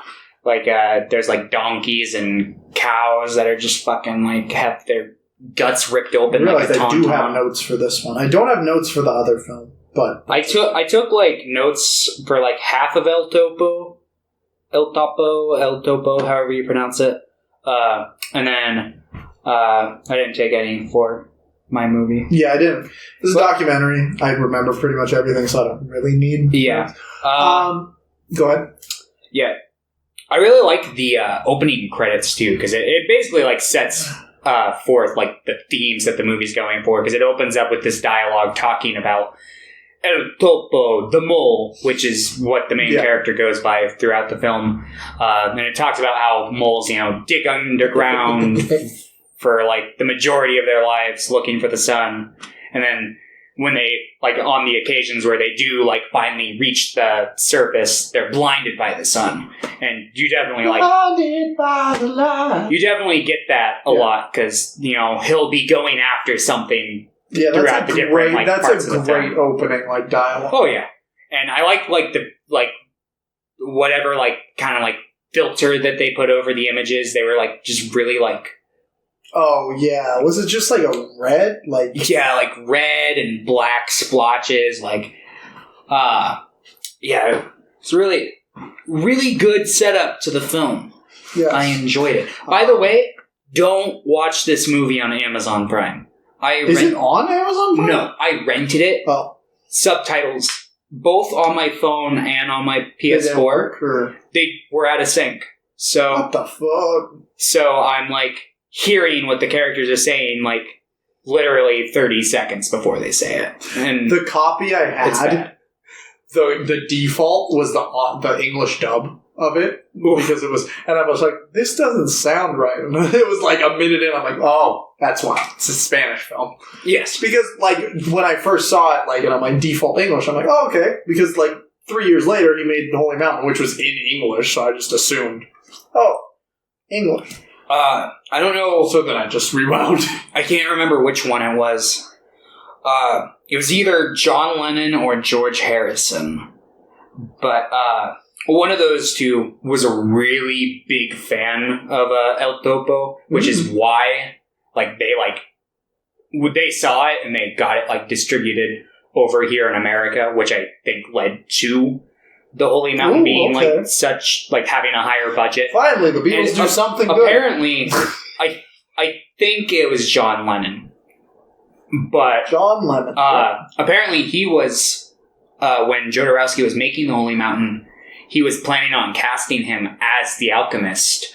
Oh. But there was, like, this thing that, like, the Beatles, like, producers or You're whoever like, their nah, that agents were. movie's too weird. There was... Is it because of the religious undertones? No, it was because apparently, like, there's a scene where they would have to, like, show his butt or something. Yep. And Jodorowsky refused to use a butt double. So he... Can't use a butt double. So he decided, it's just worth it to play the role myself. And He just wanted to show his butt off again. I think he's expressed since then that he kind of, like, regrets that because he felt like the film would have, like, had a wider audience if it had one of the Beatles in it. Yeah, but I don't know. I don't know if I would have probably for the best that it didn't. Yeah, I think he's great as the Alchemist. But yeah, I think he did a fantastic Should have job. Ringo The film is great. really riding off that caveman Yeah. caveman money. Oh yeah, so they go in this church, there's a bunch of dead people, still in the same town. He finds one person that's still alive, and he's like, who did this to you? And they find out it was like these 4 guys or something. 3 guys. There's Three one guys, dude, 3 guys. the shoe sniffer, Yeah. the nut fucker, and the cactus. Or no, not the cactus, the bamboo stick banana guy. Because there's the one dude who sets up a bunch of nuts in the shape of a woman. Yeah, so they find, he's like, oh, these 3 guys did it, and then he has his son shoot the guy, because the guy's like, kill me, please. And he's like, you're a grown man now, son, shoot him. Yeah. Do you think he actually had his son shoot somebody for that, too? I think it was probably a blank or something. No, it's real. But he killed somebody. Seeing how this movie was made in 1970, I would definitely say that he had the kid point a gun and pull a trigger and maybe have a little pop come out of the gun. But yes, then they go after this trio of bandits. There's the banana chopping man, the rock sex doll man, and the foot fetish boy. Mm-hmm. Who's like sniffing shoes. Yeah, there's just a bunch of fucking shoes out in the desert that he's like smelling and shooting as target practice. And then they chase El Topo, which is what El Topo wants. Yeah. They go to this like little corner by like a small little river. Oh my god, that scene where they like first approach him and his son went on for so fucking long. Yeah, they like first approach him and then they just like roam around and go, woo! And they tease him. I don't know if it was, but it felt like 3 minutes. I don't think it was that long, but it did feel long. And they go to this small little like riverside place. Yeah, the 2 guys. And they have a standoff. And because they have this little balloon. Yeah. And they have the balloon slowly lose air. And then as soon as the balloon fully loses air, that's when they shoot. Yeah. And of course, El Topo, the badass he is, as they're all getting ready, the balloon fully deflates. And he shoots 2 of the 2 side guys' just fucking faces off, pretty much. And he shoots the gun out of the... Or no, the middle guy didn't even, like, get to his gun. Yeah. He's like, hey. And then he makes him throw down his gun, but then throws him a rifle. And they have a melee fight with rifles, because El Topo likes to toy with his victims. Yeah. And he just flips it around and shoots him. Yeah, and then he just shoots him like 4 times. And they find out that there's this guy named, like, the General, who's like... The Colonel. The Colonel, who's behind stuff.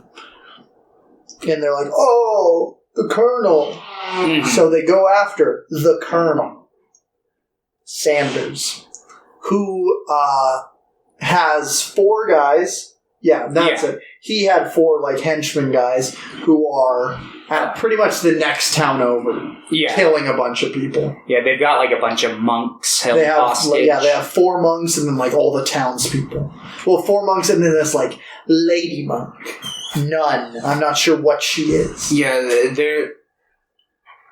I don't... Oh, did you get...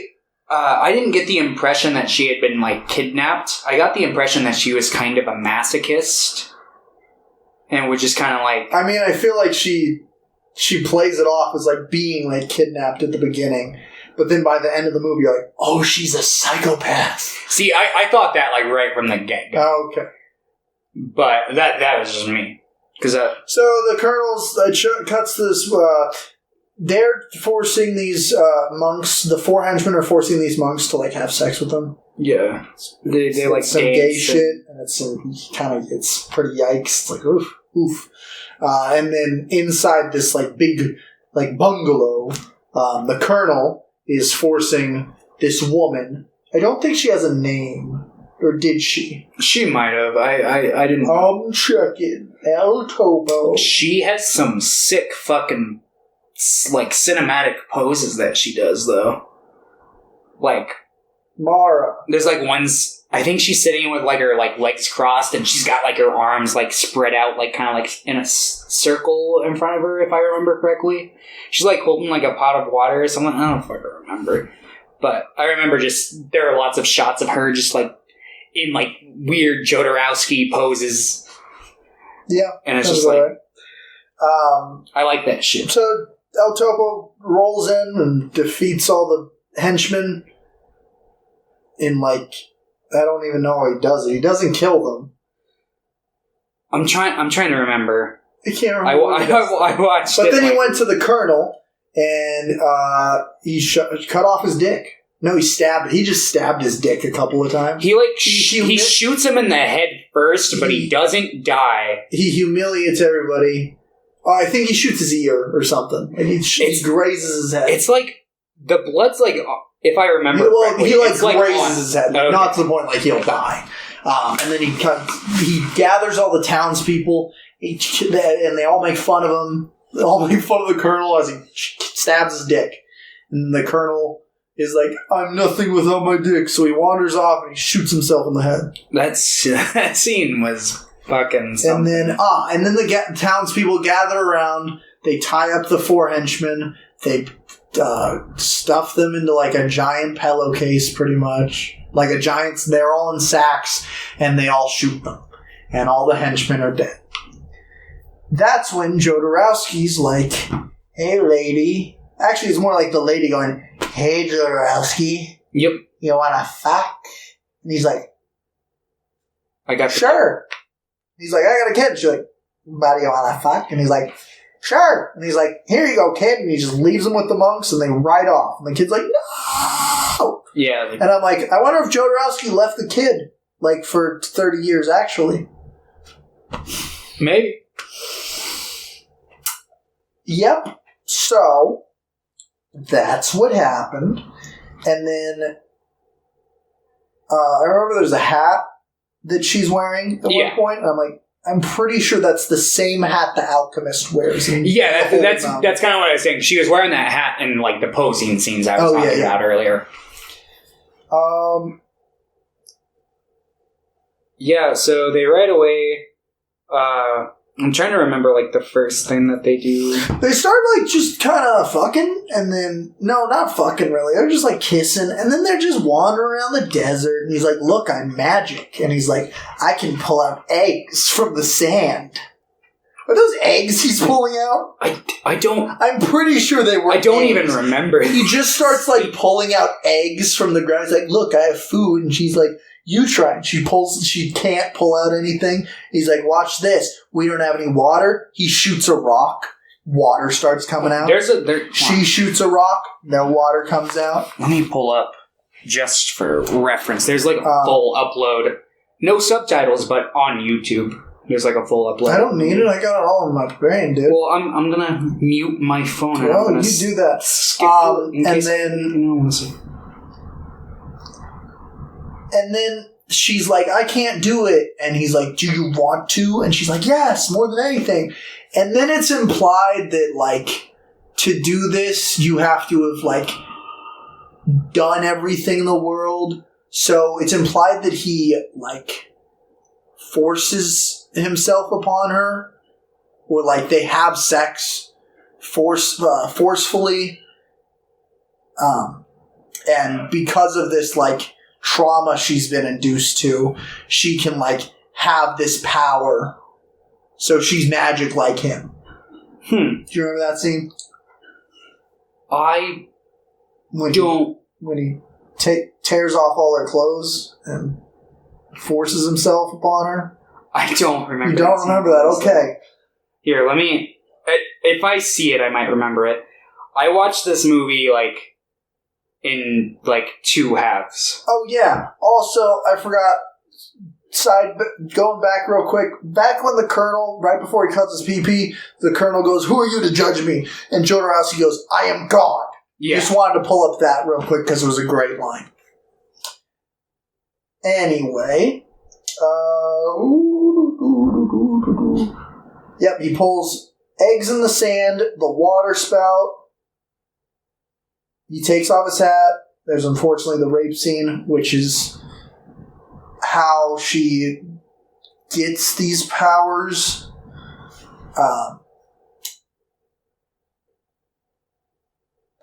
That is when she's starts to go full like psycho, and she's like, "Okay, if you really love me, you have to defeat these 4 men, or these 4 gun masters." So there's 4 gun masters along the land, and so he does. He goes.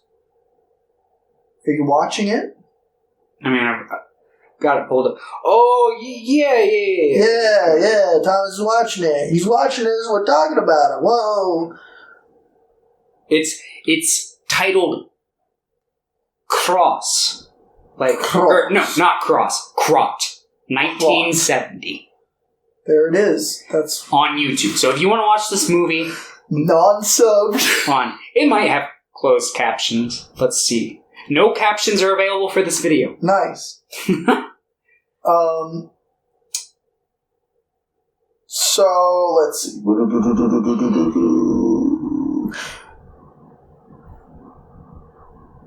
To prove you love me, go fight these boss battles. That's what I wrote down. So then they go to this first guy who is guarded by these 2 men. One of them has no arms. One of them has no legs. So they form kind of a superhuman together. Yep, you're watching it. He's literally watching it right now. And they lead him into like this middle area where there's this man who is blind, but a gun master. And he has achieved the perfect domain. And I think this is my favorite part of the movie. is he the one that... He's this guy. Yeah, what was his like superpower? What made him so good? He was like super fast. He's like trying to super fast. snatch this. Yes, he had money. super fast reflexes. Remember the scene in Kung Fu Panda where Po tries to get the dumplings from Shifu and he can't? It's kind of like that, Or but Balls of Fury when but it's with like a little doll thing. So because El Topo is the mole and he digs from underneath, he sets a trap. He's being devious. Also being pushed on by the woman that he's in love with. He sets a trap, and they're in this middle of the fight, and the blind guy starts coming towards him, and Jodorowsky set a trap, so he just falls into a pit of spikes and dies. Yeah. He's like, got him! And then they shoot the 2 men, the superhuman. The superhuman, sorry. This scene was like... A lot of the scenes made me like sad when he's like going up against the gunmen because like all of the gunmen are like really cool, down to earth people who are like willing to teach fight him. Anymore. Yeah, they're like, yeah, this is how I kind of do it. And this is a very important part of El Topo. Jodorowsky like doesn't want to kill them. Yeah, like it's literally her pushing him to do these things. Like he's doing it for like this misguided notion of like love. Which is very important to, like, the second part of the film. Mm-hmm. Like, he's doing this, he's like, I gotta... But he, like, feels awful. He feels super bad after, like, the 3rd and 4th guy. Yeah. But anyway, they did it. They killed him.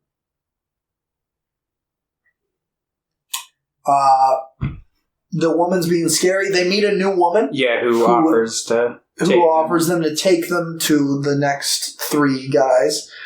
She's voiced by like it's 2 separate actors. Like there's one woman who's playing her, and then they had a man voice her just to make her more mysterious, I think, and like ambiguous, I guess. Or it's just Jodorowsky being like, wouldn't this be cool? Yeah. Which is fine too. What if we do this?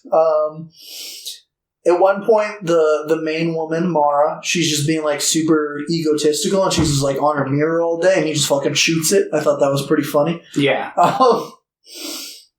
And she I said him shooting the woman's mirror was a true epic gamer moment. It was, and then he takes a piece. And then they get to the second gunmaster, who's like this very like big guy. He's like, hey, he's like with his mom or his wife. I think it's supposed to be both. Yeah, like it was weird. It was weird, but he's like holding this weird little pyramid he made out of like toothpicks. He's just hanging out next to a lion. He's just like, "What's up, man?" Yeah, probably insinuating that like a lot of, because like the stereotype that like you marry your parents or yeah, he just actually did. Yeah, he just actually did. Yeah, just like you. It's meant to be literal. Yeah, like you. Yeah, I married my mom. El Topo cheats again.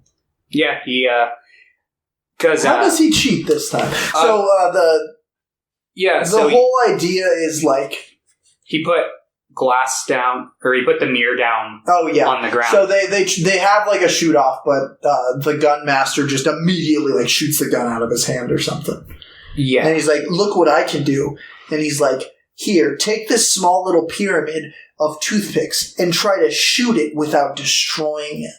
Yeah, and well, El Topo tries, and he's like, "Oh, I can't." Because he's like, I worked in iron, and he's like, I've got like the world's strongest fucking fingers, but they're also the world's like most delicate fingers, and he like pulls up like he's all able these to be like little super fucking, precise. Yeah. So he's like able to like shoot this little pyramid and just hit like a tiny little toothpick out and go. Yeah. It's like it's still intact.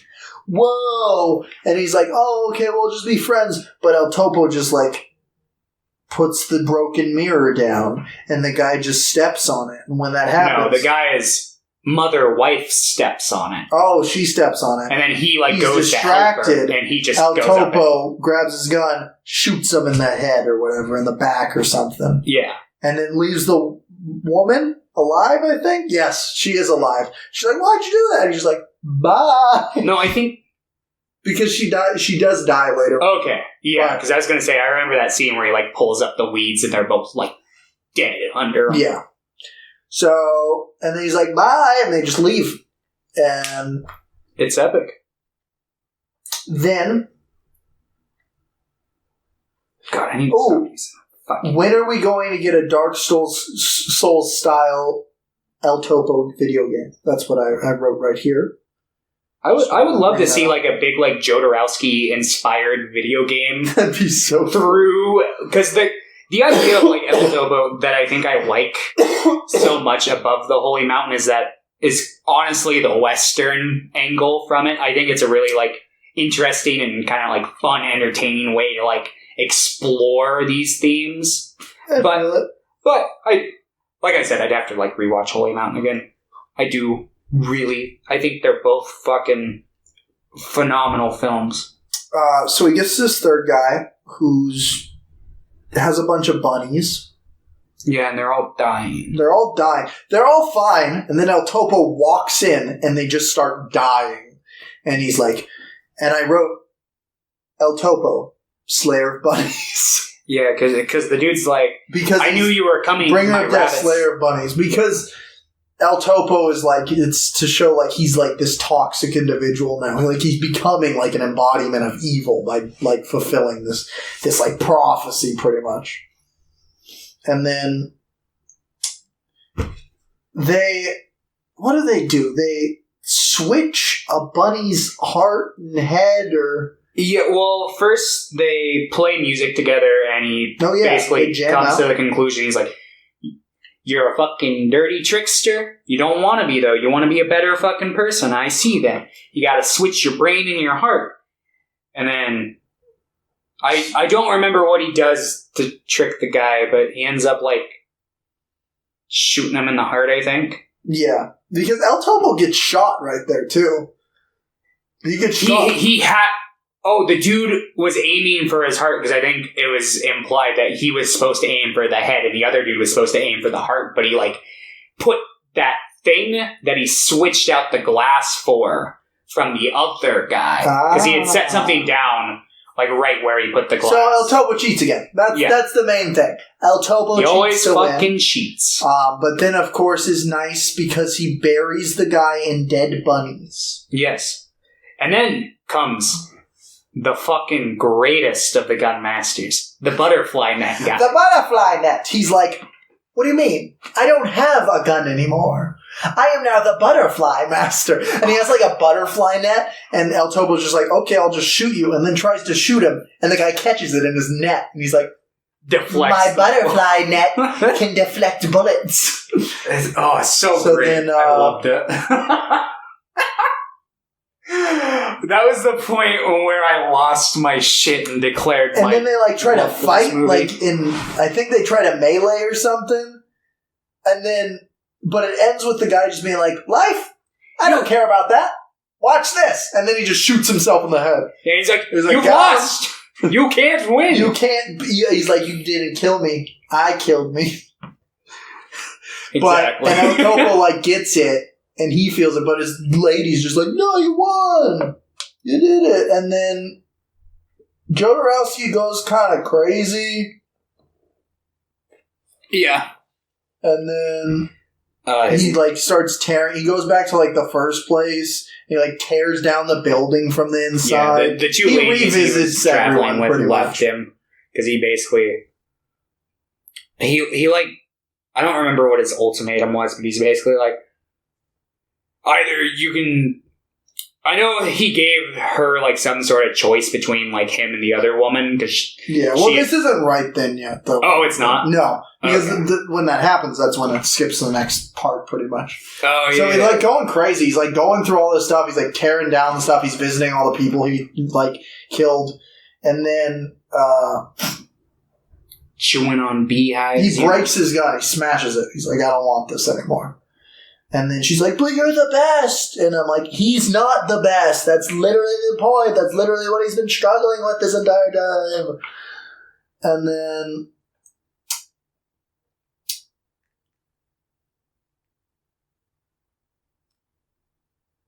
El Topo suffered, so every cowboy could be gay. That's what I wrote right there. Huh. This movie's very gay. Then he goes up on the bridge. Yeah, he goes up on this bridge. And then the one lady with the man's voice. Yeah, he gives her an ultimatum because her and the lady with the male voice, like the dual actor, he gives them an ultimatum. It's like him or her, me, and her, me, her or me, and she chooses the woman. And then the woman shoots him, or she shoots him. Somebody shoots him. Yeah, he gets shot, and he gets like the stigmata, the famous holes through the hand and feet, like Jesus Christ on the cross. And I'm like, yes. And Jodorowsky loves his allusions to him being Jesus. Yep. And then some townspeople carry him away. Some townspeople. On a cross of like bush. Yep. Sticks. And then, yeah, that's pretty much the end of I think that's about halfway through, maybe a little more. It's a little more than halfway. I think it's like an hour. What was the movie? Like there's like hours? 40 minutes left of the movie at that point. Okay, so. Because it's like 2 hours and like 4 minutes. 64% into the film. Yeah. So he wakes up in a dress, obviously. He has an afro. It's like. He has a big old beard. I think the afro, my personal interpretation on it, because it was like big, poofy, and white, was that it was supposed to be like a halo. Yeah, kind of like, because he's a god. Yeah, he's a godlike figure. So he wakes up, and he's like walking around. He's like, "What the fuck's going on?" Well, he wakes up because the woman. What's her name? I don't remember her name. All right, don't include this. What's the current politically correct term for? I'm leaving this in. This is good. This is a good question. This is good. I believe it is still. Is it little person? Little person. I believe so. Okay, because and we're learning. If that's not the correct politically correct term, somebody will tell us. But I believe it's little person. I know some people just say people with dwarfism, or I know some people refer to themselves as dwarfs, but most people do not. Yeah. But I believe it's little person or someone with dwarfism. Okay. Or just someone of the shorter variety. Yeah, I won't. Anyway, use there is a woman that has dwarfism. She's probably like 3'10" or something. Yeah. Very pretty woman, by the way. She is. Like, I didn't even realize that she was a little person at first. Because it was just her face. Yeah. Yeah. Anyway, she's like hanging out. And she's like, hey. Does she kiss him? Yeah, that's when he wakes up. He's like Sleeping Beauty. She's like, what? And he wakes up and she's like, oh, you're awake. And he's like, I'm in a dress.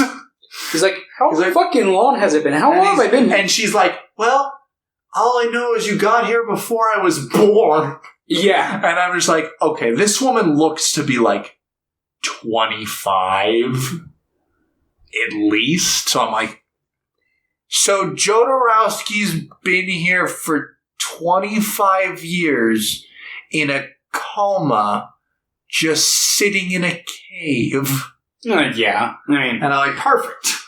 I don't think you're supposed to take much literally in this film. It's just, no, I love that. I love it.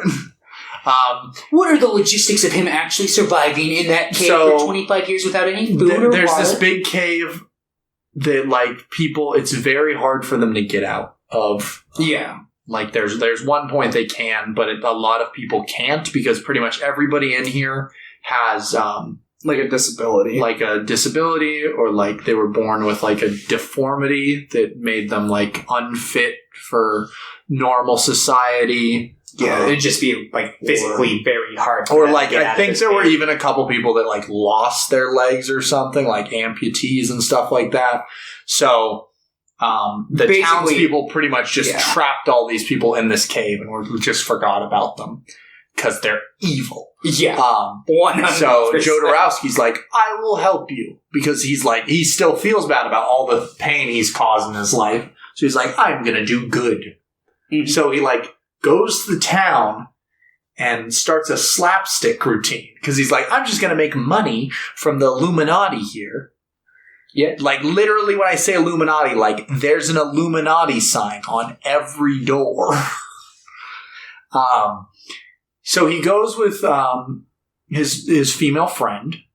It's just them two, and they do like this whole like kind of slapstick routine where he's like trying to hug her, but he's too tall, and I'm like, this is me and Thomas. So he's like trying to hug her, and he's like, oh, I got it, and he gets a little ladder, and he puts it against himself, and she climbs up, and then they hug, and it was cute, and like, people loved it, because people love making fun of, like, people with disabilities, and people that are born different, so they're like, aha, laugh at them! This is also Jodorowsky's bald, by the way, now. Oh, yeah. He shaved off his halo. Because he's no angel. That's yeah. It.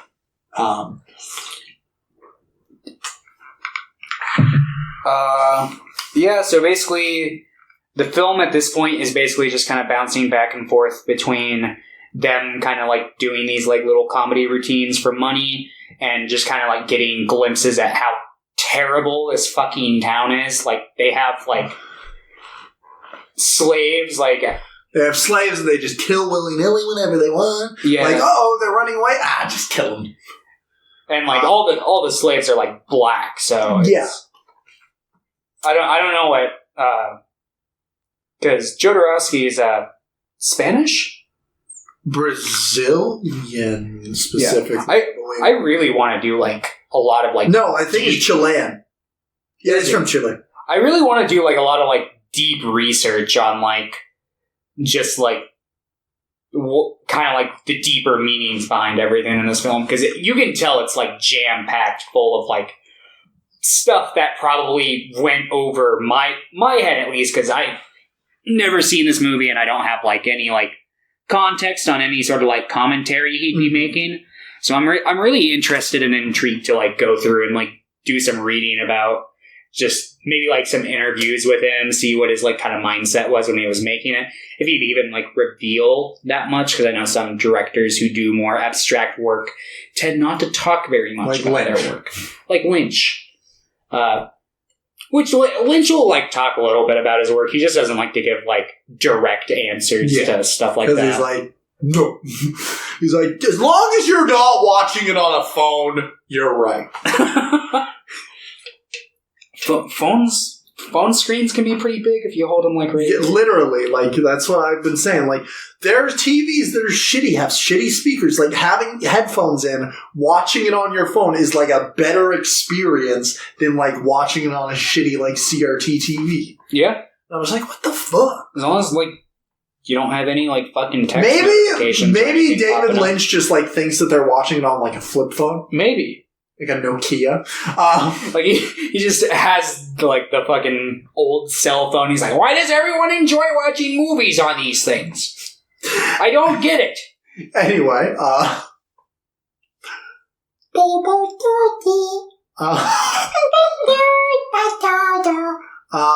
sorry. That was Elmo. What were we talking? Oh, yeah. They also reintroduced Jodorowsky's son at this point. Who is a monk. He's obviously, if he was raised by monks, he's like this monk that's like traveling and he's like at this town to like help out. And the priest is like, there's a scene with the priest like being like, da, da, da, da, look, the spirit of God is with us. He'll protect basically us. Like, and they have this like round robin. He's like, look, shoot yourself in the head. You won't die. God will protect you. And they're like, everybody's shooting at himself. And then the Jodorowsky's son comes up and he's like, I'll do it. And he grabs the gun and he's like, don't worry. It's a blank. The priest says that. So Jodorowsky takes out the bullet. Not Jodorowsky, but his Jodorowsky's son takes out the bullet. Jodorowsky Jr. takes out the bullet. Grabs a bullet from somebody nearby, puts it in there. So now there's a real bullet. Immediately spins it. No bullet. He didn't die. Yeah, because... And then somebody else grabs it and does the same thing. And I'm like, holy shit, is somebody going to die right here? Well, of course somebody's going to fucking die right here. But they did it. Huh? They did it. The person that pulled it right afterwards didn't. Oh, well, right there, no. But in that same scene, yes. But anyway, and then the priest immediately grabs it after that. What? Yeah. That's not what happened. Yeah. That is not what... Yeah, that's what happened. That kid shot himself in the fucking head. What kid? The very tail end of that scene, after the second guy does it with the real bullet, and it, like, you know, they're like, it's a miracle, it's a miracle. A little kid grabs the gun, puts it against his head, and it immediately... It's like a fast cut, but... Yeah, no, the priest grabs it from the guy and is, like, trying to put it away, and then the kid grabs it. Oh, at least from what I remember. Okay, I thought you were saying the priest grabbed it and the scene ended. I'm like, that's not what happened, Glenn. Since somebody dies. And then, the church kind of goes down because no one wants to show up anymore because a kid died there. Yeah. And then... God did not protect them like they were chanting so ravenously. And then Jodorowsky's lady friend, they're falling in love, but she thinks because she has dwarfism, he won't love her forever. So he's like, let's go get married. So he takes her to the church. Well, there's that scene where they like, fuck. Yeah, in front of everybody. Yeah, they're like, ooh, we want to see more than just your routine. Fuck.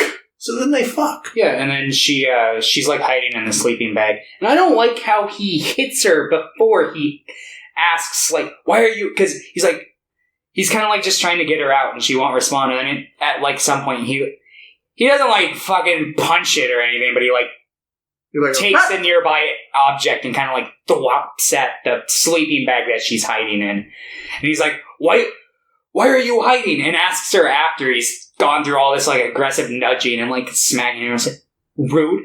It's not. You're being rude, sir. Use your words. So, but then they take him. They go to the church to get married. Yeah, because she's like, and then Jodorowsky. She's like, you don't respect me, and he's like, let's go get fucking married right now. All this time, by the way, they've been trying to build this tunnel. They're not making a lot of progress because it's hard to build a tunnel. But they're doing it slowly but surely. Mm. They go to the church and they're like, marry us, father. And Jodorowsky's son turns around and sees his dad and is like, what the fuck? And then immediately starts to kill him. Yep. And she's like, don't kill him. He's a good man. He's saving us.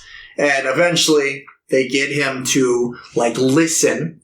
They tell him their plan, and he's like, okay, after you're done with the tunnel, I'll kill you. Mm-hmm. So then he just starts following Jodorowsky around, waiting for him to finish the tunnel. And he's like, if you would help, it would go faster. So then he does start to help. And they do break through the tunnel. Yeah. This is pretty much like winding down to the end. They break through the tunnel. Then they go outside. Jodorowsky's about to die, but his son's like, I can't kill my master. Yeah. And then just kind of walks off for a bit. Just like, I'm going to go pee or whatever. And then everybody just starts running. Like, everybody from the cave. Because as soon as they like open the cave, Jodorowsky makes a comment. He's like, we need to like wait because they're not prepared. And I don't know if he was talking about the people in the town or the people in the cave. Probably both. Probably both. Because it probably, like, I don't know if it would have like necessarily turned out any different, but if he had gone to the town first and maybe like let them know that they were coming, they probably would have been like, no, don't do that. And then maybe he could have been like, well, maybe you'll take them to a different town or something.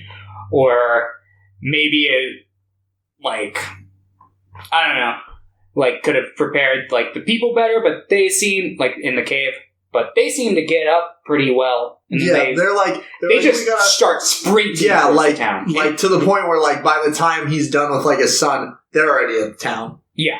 And he's like, I gotta go after them! And he's, like, running, but they're already being gunned down in the streets by pretty much all the town people.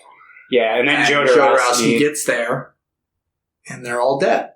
Yeah, and so he gets real angry. Grabs like a shotgun.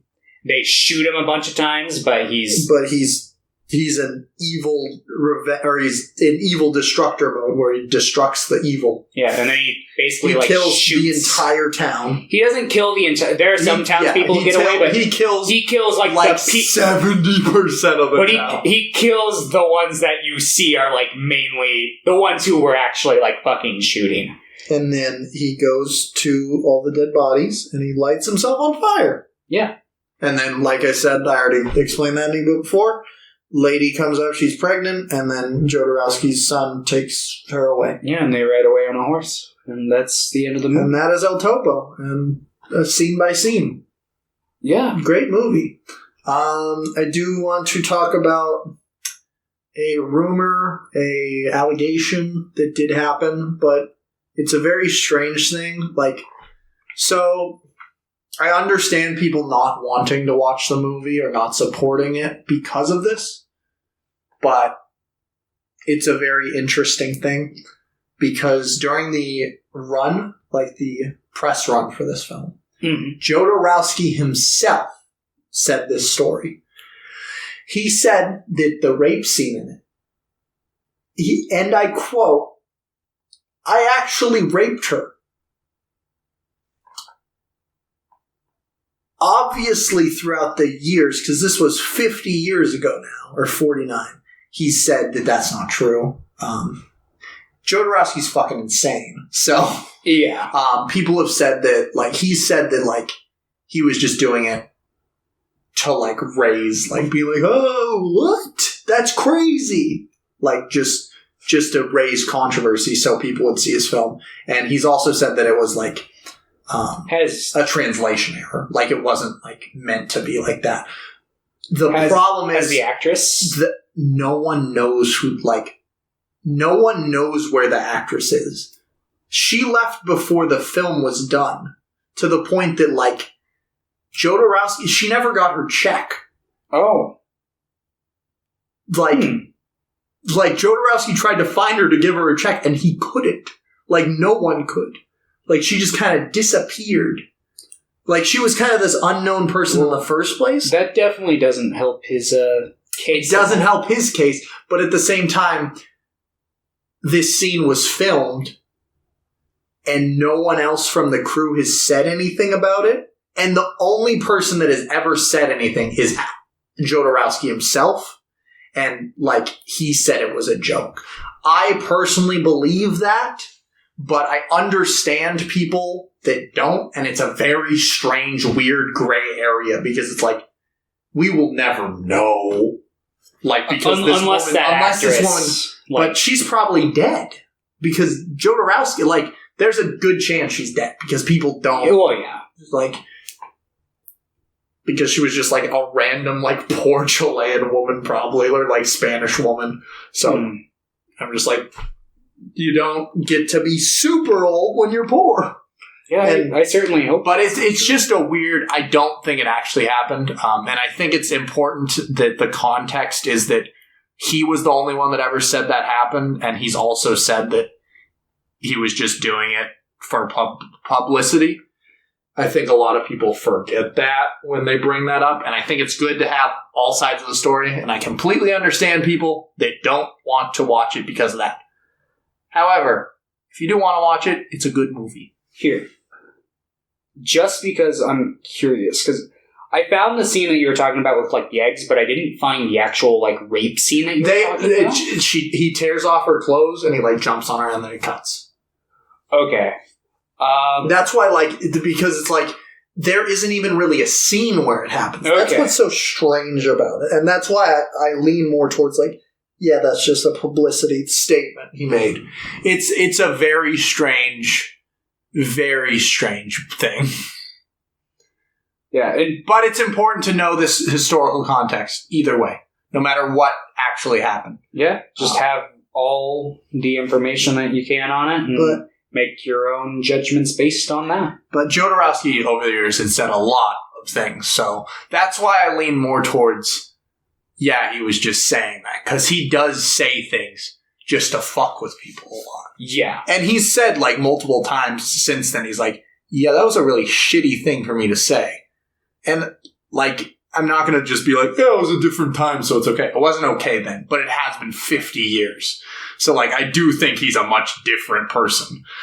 Not that, like, so, like, if he said that as, like, a joke, I don't think the joke's okay. But I do think he's been a, like, better person since then. Yeah. I'm just kind of, like, skimming through looking for that exact part. I'm, like, pretty close to it. I'm at the part where they're, like, at the water. Which is, like, right after he leaves with her. Okay. Anyway, Thomas, what'd you give the film? I think a 10.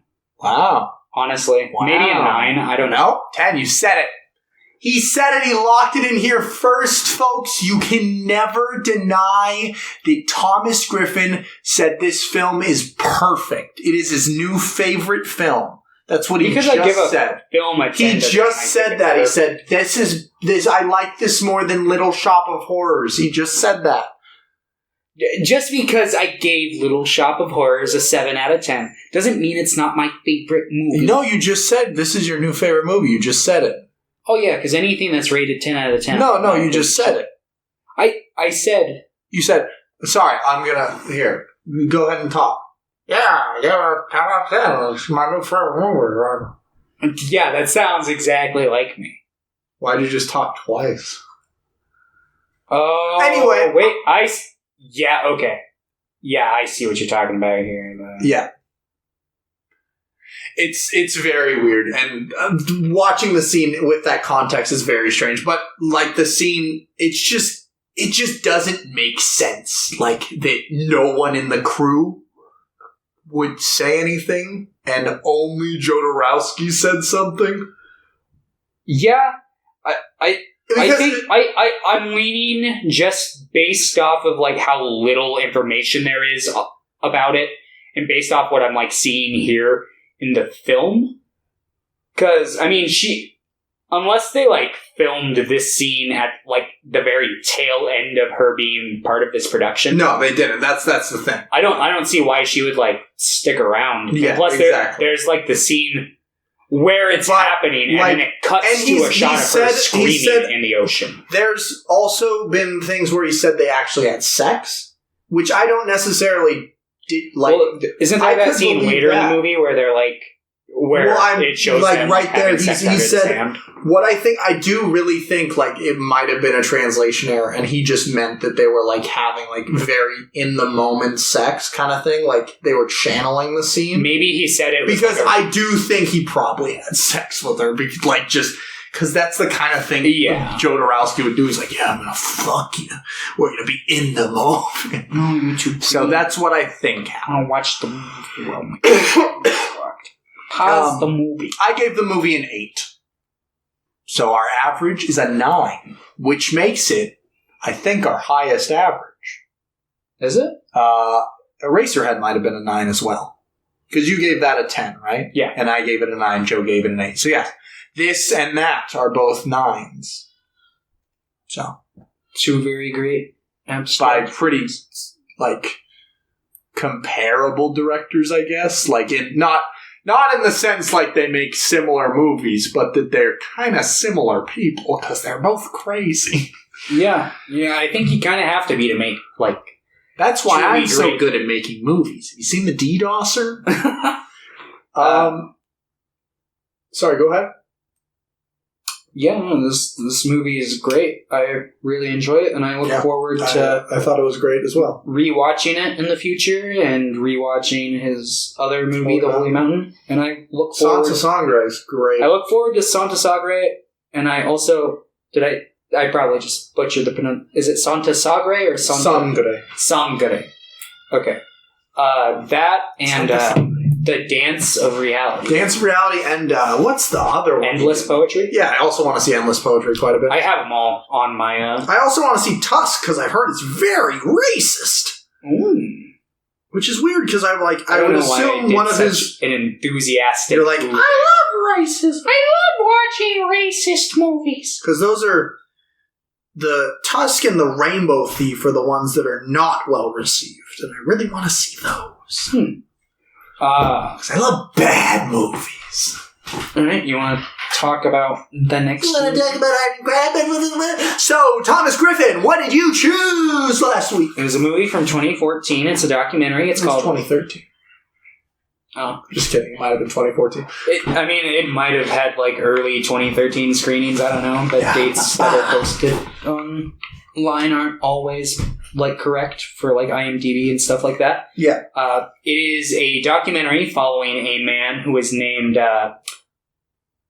fucking Nickel. It's back. Matt is the obsessed guy with who's trying to find him. Mark Art and Craft. Fuck, what is his last name? It's something Lowen. No. Landis. Mark Landis. Mark Landis. Mark Landis is a man with a couple of mental health issues, I guess. He's been out of... He was in a couple of... Or he was in one specifically. Yeah. Mental hospital for a bit. But his whole shtick is he's a great artist. He's a beautiful artist. But he likes to troll people. This is a movie about trolling. Masterful trolling. Pretty much. What he does is he'll print out paintings and then remake them, pretty much. For the most part, he'll redo the painting, like, in its entirety. And then just gift them to museums and be like, heh, they're hanging up a fake painting. Yeah, and because he's, like, donating them to the museums for free... Technically, he's doing nothing illegal. Yes. But that doesn't make it, like, there's this guy... named Matt. Who's the fucking worst. Yeah, he was like a security guard for... I'm gonna take this guy down. Yeah, I think this movie follows, like, two different... And I don't use this word, like... I'm not using it necessarily, like, harshly against both of them. I think the Matt guy is kind of a loser, I'm not gonna lie. But I think Mark... Fuck you. I think Mark's kind of a loser, too. But I think Mark is, like... a cooler loser, if you know what I mean. I think Mark's cool. It's just, Mark's has a sad life. Yeah, they both have, like very... Mark has, like, reasons for not being outgoing. Yeah, he's had he nervous mental health breakdowns. issues. He's got Yes. schizophrenia. Yeah. He was Like, very close with his and mother. then Matt's who died like, a couple years ago. I got ADHD. I'm like, shut the fuck up. Yeah, there's a scene where he's dude. like, ADHD or OCD or whatever. Yeah, he's like, he And doesn't even know what he those are two has. different things. There's like, those are completely different things, and I can guarantee you don't have OCD. I have ADHD, and never once have I been like, oh yeah, I get it mixed up with that other thing, OCD. It's like, no, it's like, you're making a mockery of this whole establishment, you bitch. It's like, now...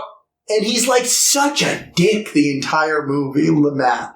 Like, Mark Landis is just like, do you like this painting? He's just like this little guy. He kind of looks like Dana Carvey in the turtle suit. You know who I think he kind of looks like? You know the scientist from Creation of the Humanoids? Yeah. I think he kind of looks like that. Have you seen, do you watch Report of the Week? On YouTube, he does fast food reviews. He wears a suit. Oh, yeah. He looks like him. He also sounds like him. They have the same speech patterns. I wouldn't be surprised if, like, when, fucking...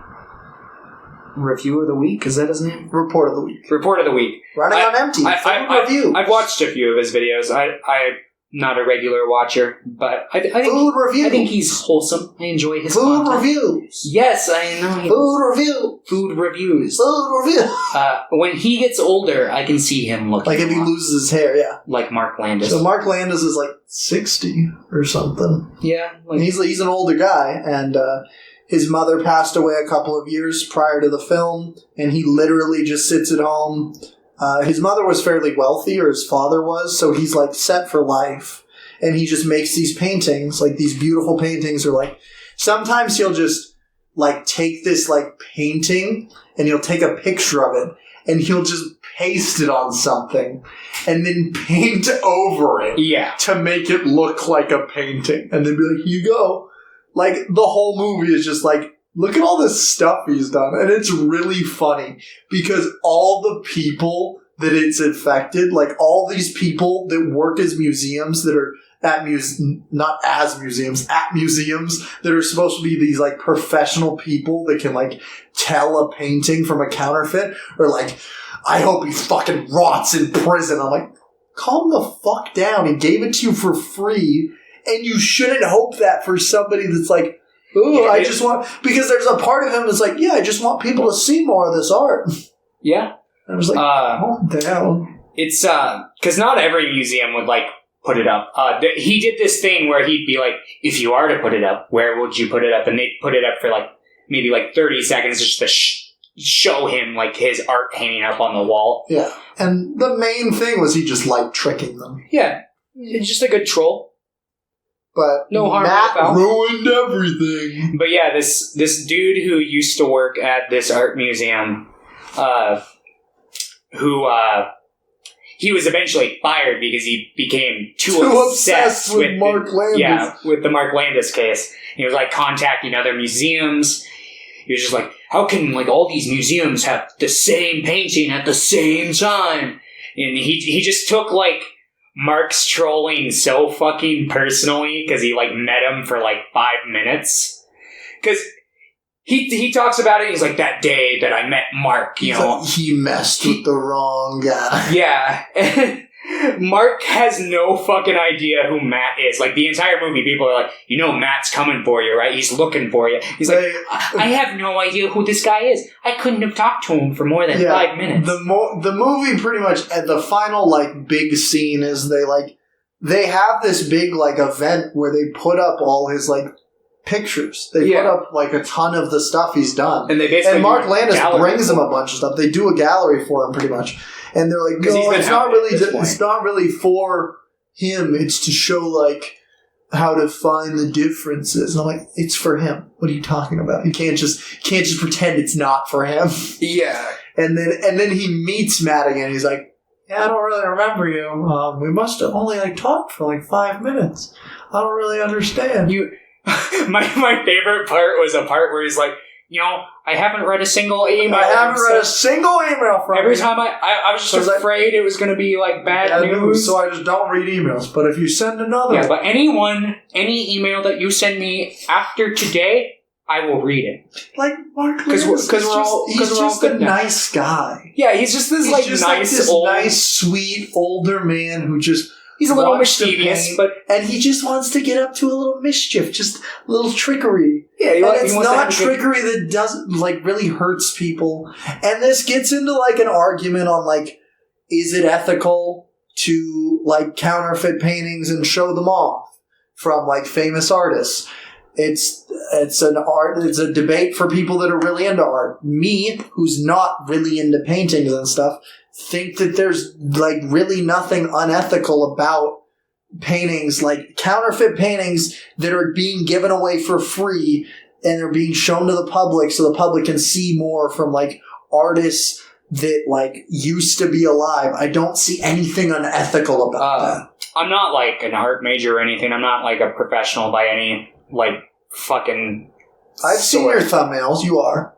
I'm not talking about like my art. I'm talking about like in terms of like you're an artist. Appreciating old. Because I've got like art books of like Da Vinci, Michelangelo, Van Gogh, like the basic big guys, you know, the big dogs.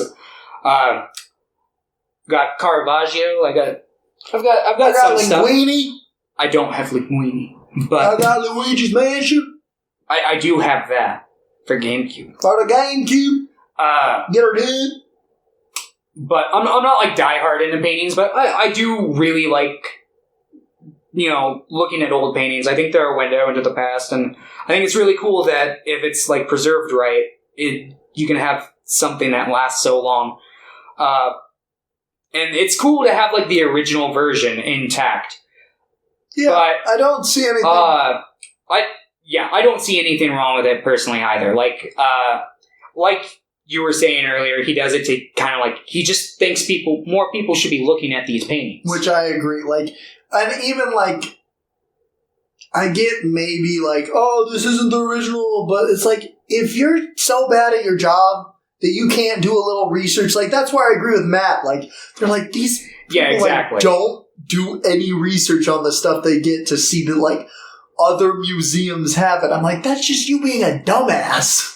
Yeah, or like any investigation of any sort to see like, is this painting like anywhere? Because I see like that would be great if like Mark Landis could have like an actual like rotating gallery where he like just does replicas of stuff and like they paint. That'd be amazing. I want Mark Landis to get more work. Yeah, because there are tons of people who do like fucking recreations of like old art. Recreations are important because the problem is your art piece won't always survive, and it's nice to have your art pieces. The big ones are going to be in places that like poor people that are not in the same state or not in the same place as you, they won't be able to see it. Mm-hmm. So it's important to have recreations available. Having it in a book isn't the same. You're not going to be able to like see the texture on the painting. You're not going to be able to like see it in real life.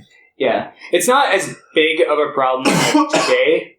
Because we have, like, the internet and we can, like, look at, like, the actual fucking high-res, like, Sistine chapel paintings. But still, it isn't the same. It's nice, like, if you're into that kind of stuff. Like, let's say, like, maybe I want fucking Michelangelo's Final Judgment hanging up on my wall. I can fucking do that through, you know, someone repainting it. Yeah. And, yeah, like, I don't see a problem with it.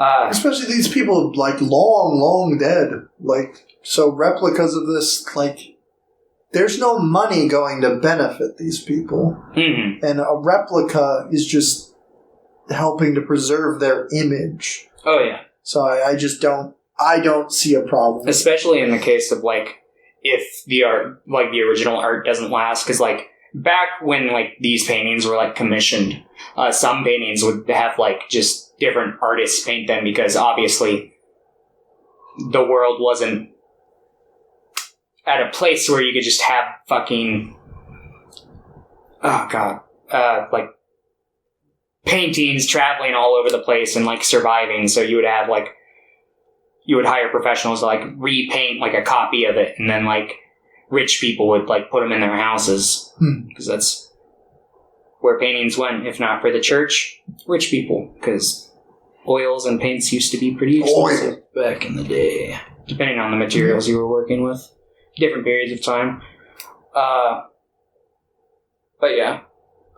And there's a lot of art pieces that are in like private collections because art collecting is a rich man's game. It is. So that's why I think that's why it was like, Yeah. Poor people deserve to see things too.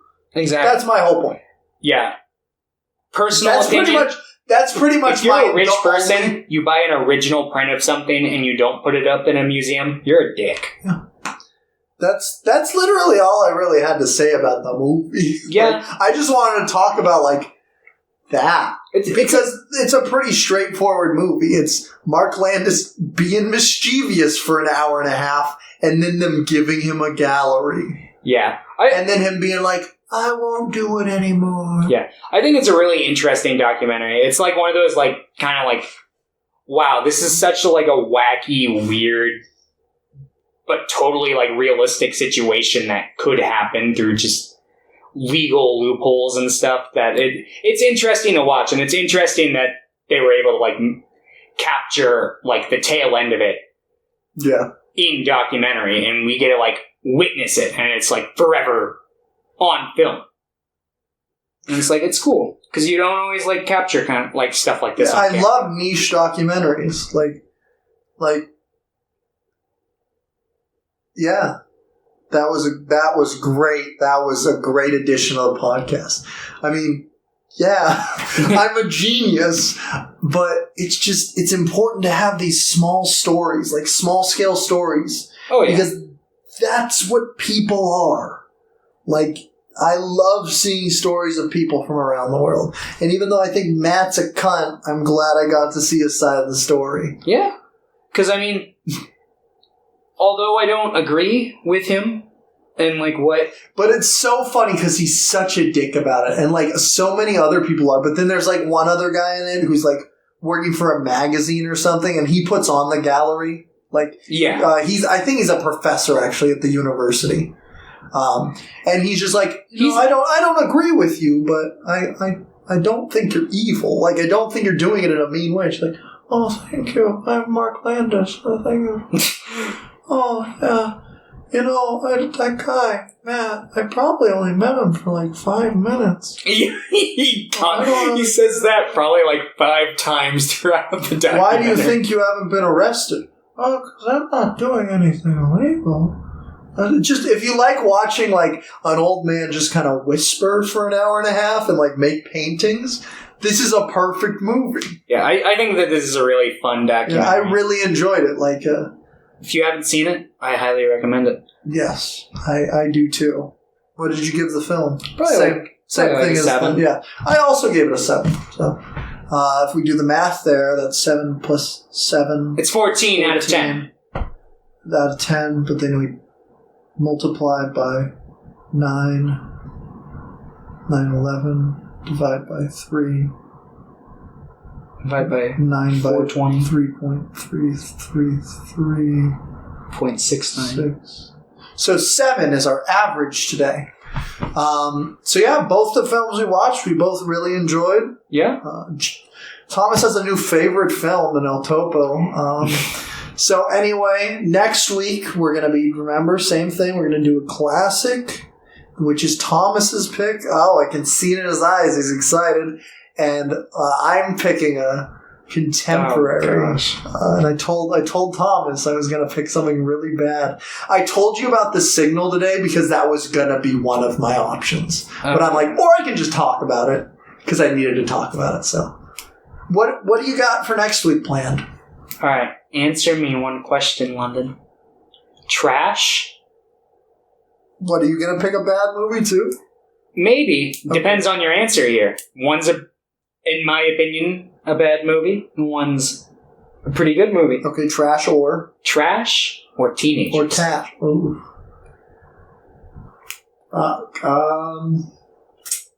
Can I know the years from these films?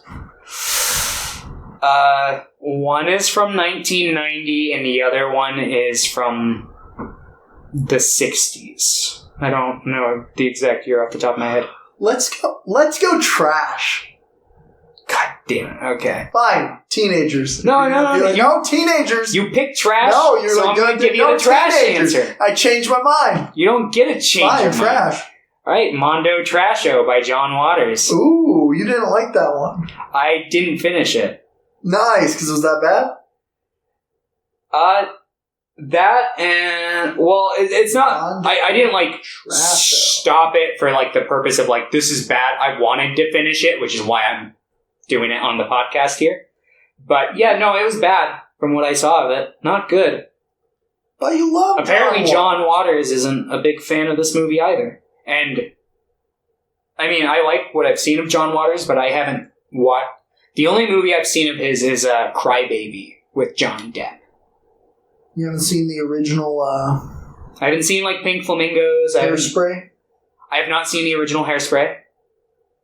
I'm trying to figure out... I've seen the John Travolta Hairspray with Zac Efron and Amanda Bynes, but I haven't seen the John. Good luck Hairspray. finding a copy of Mondo Trasho. You're probably gonna have to buy it or not. That's all I'm gonna say. Is it on YouTube? Nope. Not that I'm aware of. It probably would get taken down. Some movies, like, sneak those. Anyway. Thomas, what do you think of Smosh? I fucking hate you. Oh my god. Are you really What? gonna subject... either one of them's gonna be bad, I know it. Oh, god. I'm gonna pick Ghostmates? Ghostmates. Ah, I've seen Smosh the movie, but the second Smosh movie, Ghostmates, that's gotta be a good one, right? You can't make two bad films in a row. It's impossible, right? yeah, maybe. So, Ghostmates is available through YouTube Here. Red. I actually changed my mind. I don't want to do Mondo Trash. What the fuck? I'm sorry. It's hard to find. I want people to be able to actually watch the movie I'm going to suggest, so I'll go with the Okay. teenage one. I'm sorry, audience. Thomas is a liar. We're gonna get merch that says Thomas is a Oh, liar. yeah. Okay, what You is your doubting Thomas, huh? what's your pick then? Teenage Mutant Ninja Turtles from 1990. I haven't seen it. What? I've only seen the third from that trilogy. What? Which I've heard is the worst. What? Yeah. Well, I agree with that. I don't like that one. But they make the pizza. I like the first. I almost watched Teenage Mutant Ninja Turtles like 2 days ago, so I'm glad I didn't. What do you mean? You could have just counted that and been like, oh, I already watched it. Great. No, that's rude. Teenage Mutant Ninja Turtles, Teenage Mutant Ninja Turtles. Yeah, I think it's great. It's free on Vudu with ads. Cool. I'm sure you can find it other places. It's like $1 to rent most places. Yeah, it's pretty good. I really enjoyed this movie. I haven't seen the first or the second. But I've seen the third one, well, where they have the pizza. You pizza don't- Frisbee. you don't have to. I might end up watching both of them. Whoa. Wait, is this the full movie on YouTube? It might be. The first one's much better than the second one. Like, the first one feels like a real movie, but the second one's, like, lots of fun. Is that the one with the ooze? Yeah. Teenage Mutant Ninja Turtles. Turtles in a half shell. You don't like the time travel plot of the third one? I didn't know. But they got the lantern, and she's got the MP3. She's got like the Walkman. They're like, are there little people in there? There's the part where they're doing the crazy dance with the lampshades on their head. Exactly. And the fucking bad I guy haven't like, seen the movie in like 12 years. phases into the water. Yeah, so that's on Vudu. My movie's on YouTube Premium. So if you want to use YouTube Premium, just get a free trial. You're lucky I have a YouTube Premium subscription. Oh. Yeah. So I'm very excited to watch Ghostmates. What if you just think, wow, this was better than El Topo? What if Jodorowsky made a Smosh movie? It would probably be the best movie. Oh, Trees one Smosh. last thing I want to bring up. Jodorowsky's son, Brontis Jodorowsky. He's the one in El Topo with him. Yeah, he also, in Dance of Reality, apparently he plays Jodorowsky's father. Oh. Yeah, so that's a fun fact, because Dance of Reality is like... no, Endless Poetry does that.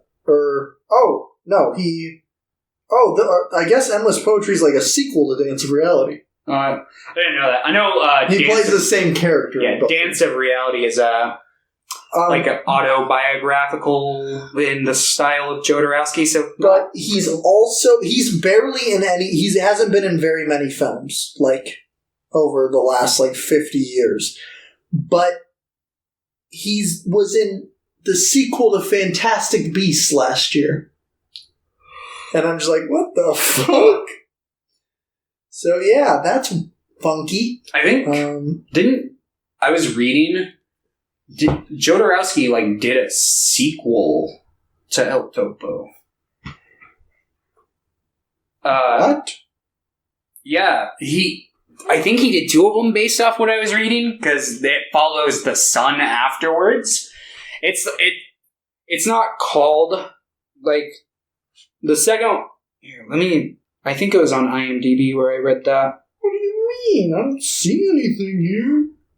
Give me a second, I'll see. What do you mean? Give me a second and I'll see if I can find it. Was it a movie? As far as I know. I just read it, somewhere when I was, kind of reading about the... Oh, in the Lie movie. In the what? The Lie of the movie. The Lie of the movie? The Lie of the movie. I'm tired. This was a long-ass podcast. Yeah. Talking about Tim Allen for an hour, talking about El Topo for an hour. Should I have picked the Santa Claus 3 instead? No. Well, maybe. I don't know. I can't. You're so excited for Ghostmates. Oh, God. Okay. Do you want me to change it to one of the movies that Logan Paul's in? No. I could pick The Thinning. I mean, at least I liked Smosh when I was a kid, so I might derive some small shred of enjoyment. You don't like Logan Paul? You're not in Logang? No, I'm not a Logan Paul. Are you a Jake Pauler? I'm not a Jake Paul. Which one are you? You have to choose. Which one? It's Team Edward or Team Jacob kind of thing. Alright, which one was in the Suicide Forest? That was Logang. So probably Jake, just because he didn't do that? I don't know. I'm sure they both have their fucking controversies, so I guess this is like a catch-22 that I'm in. But, you know. Well, maybe both.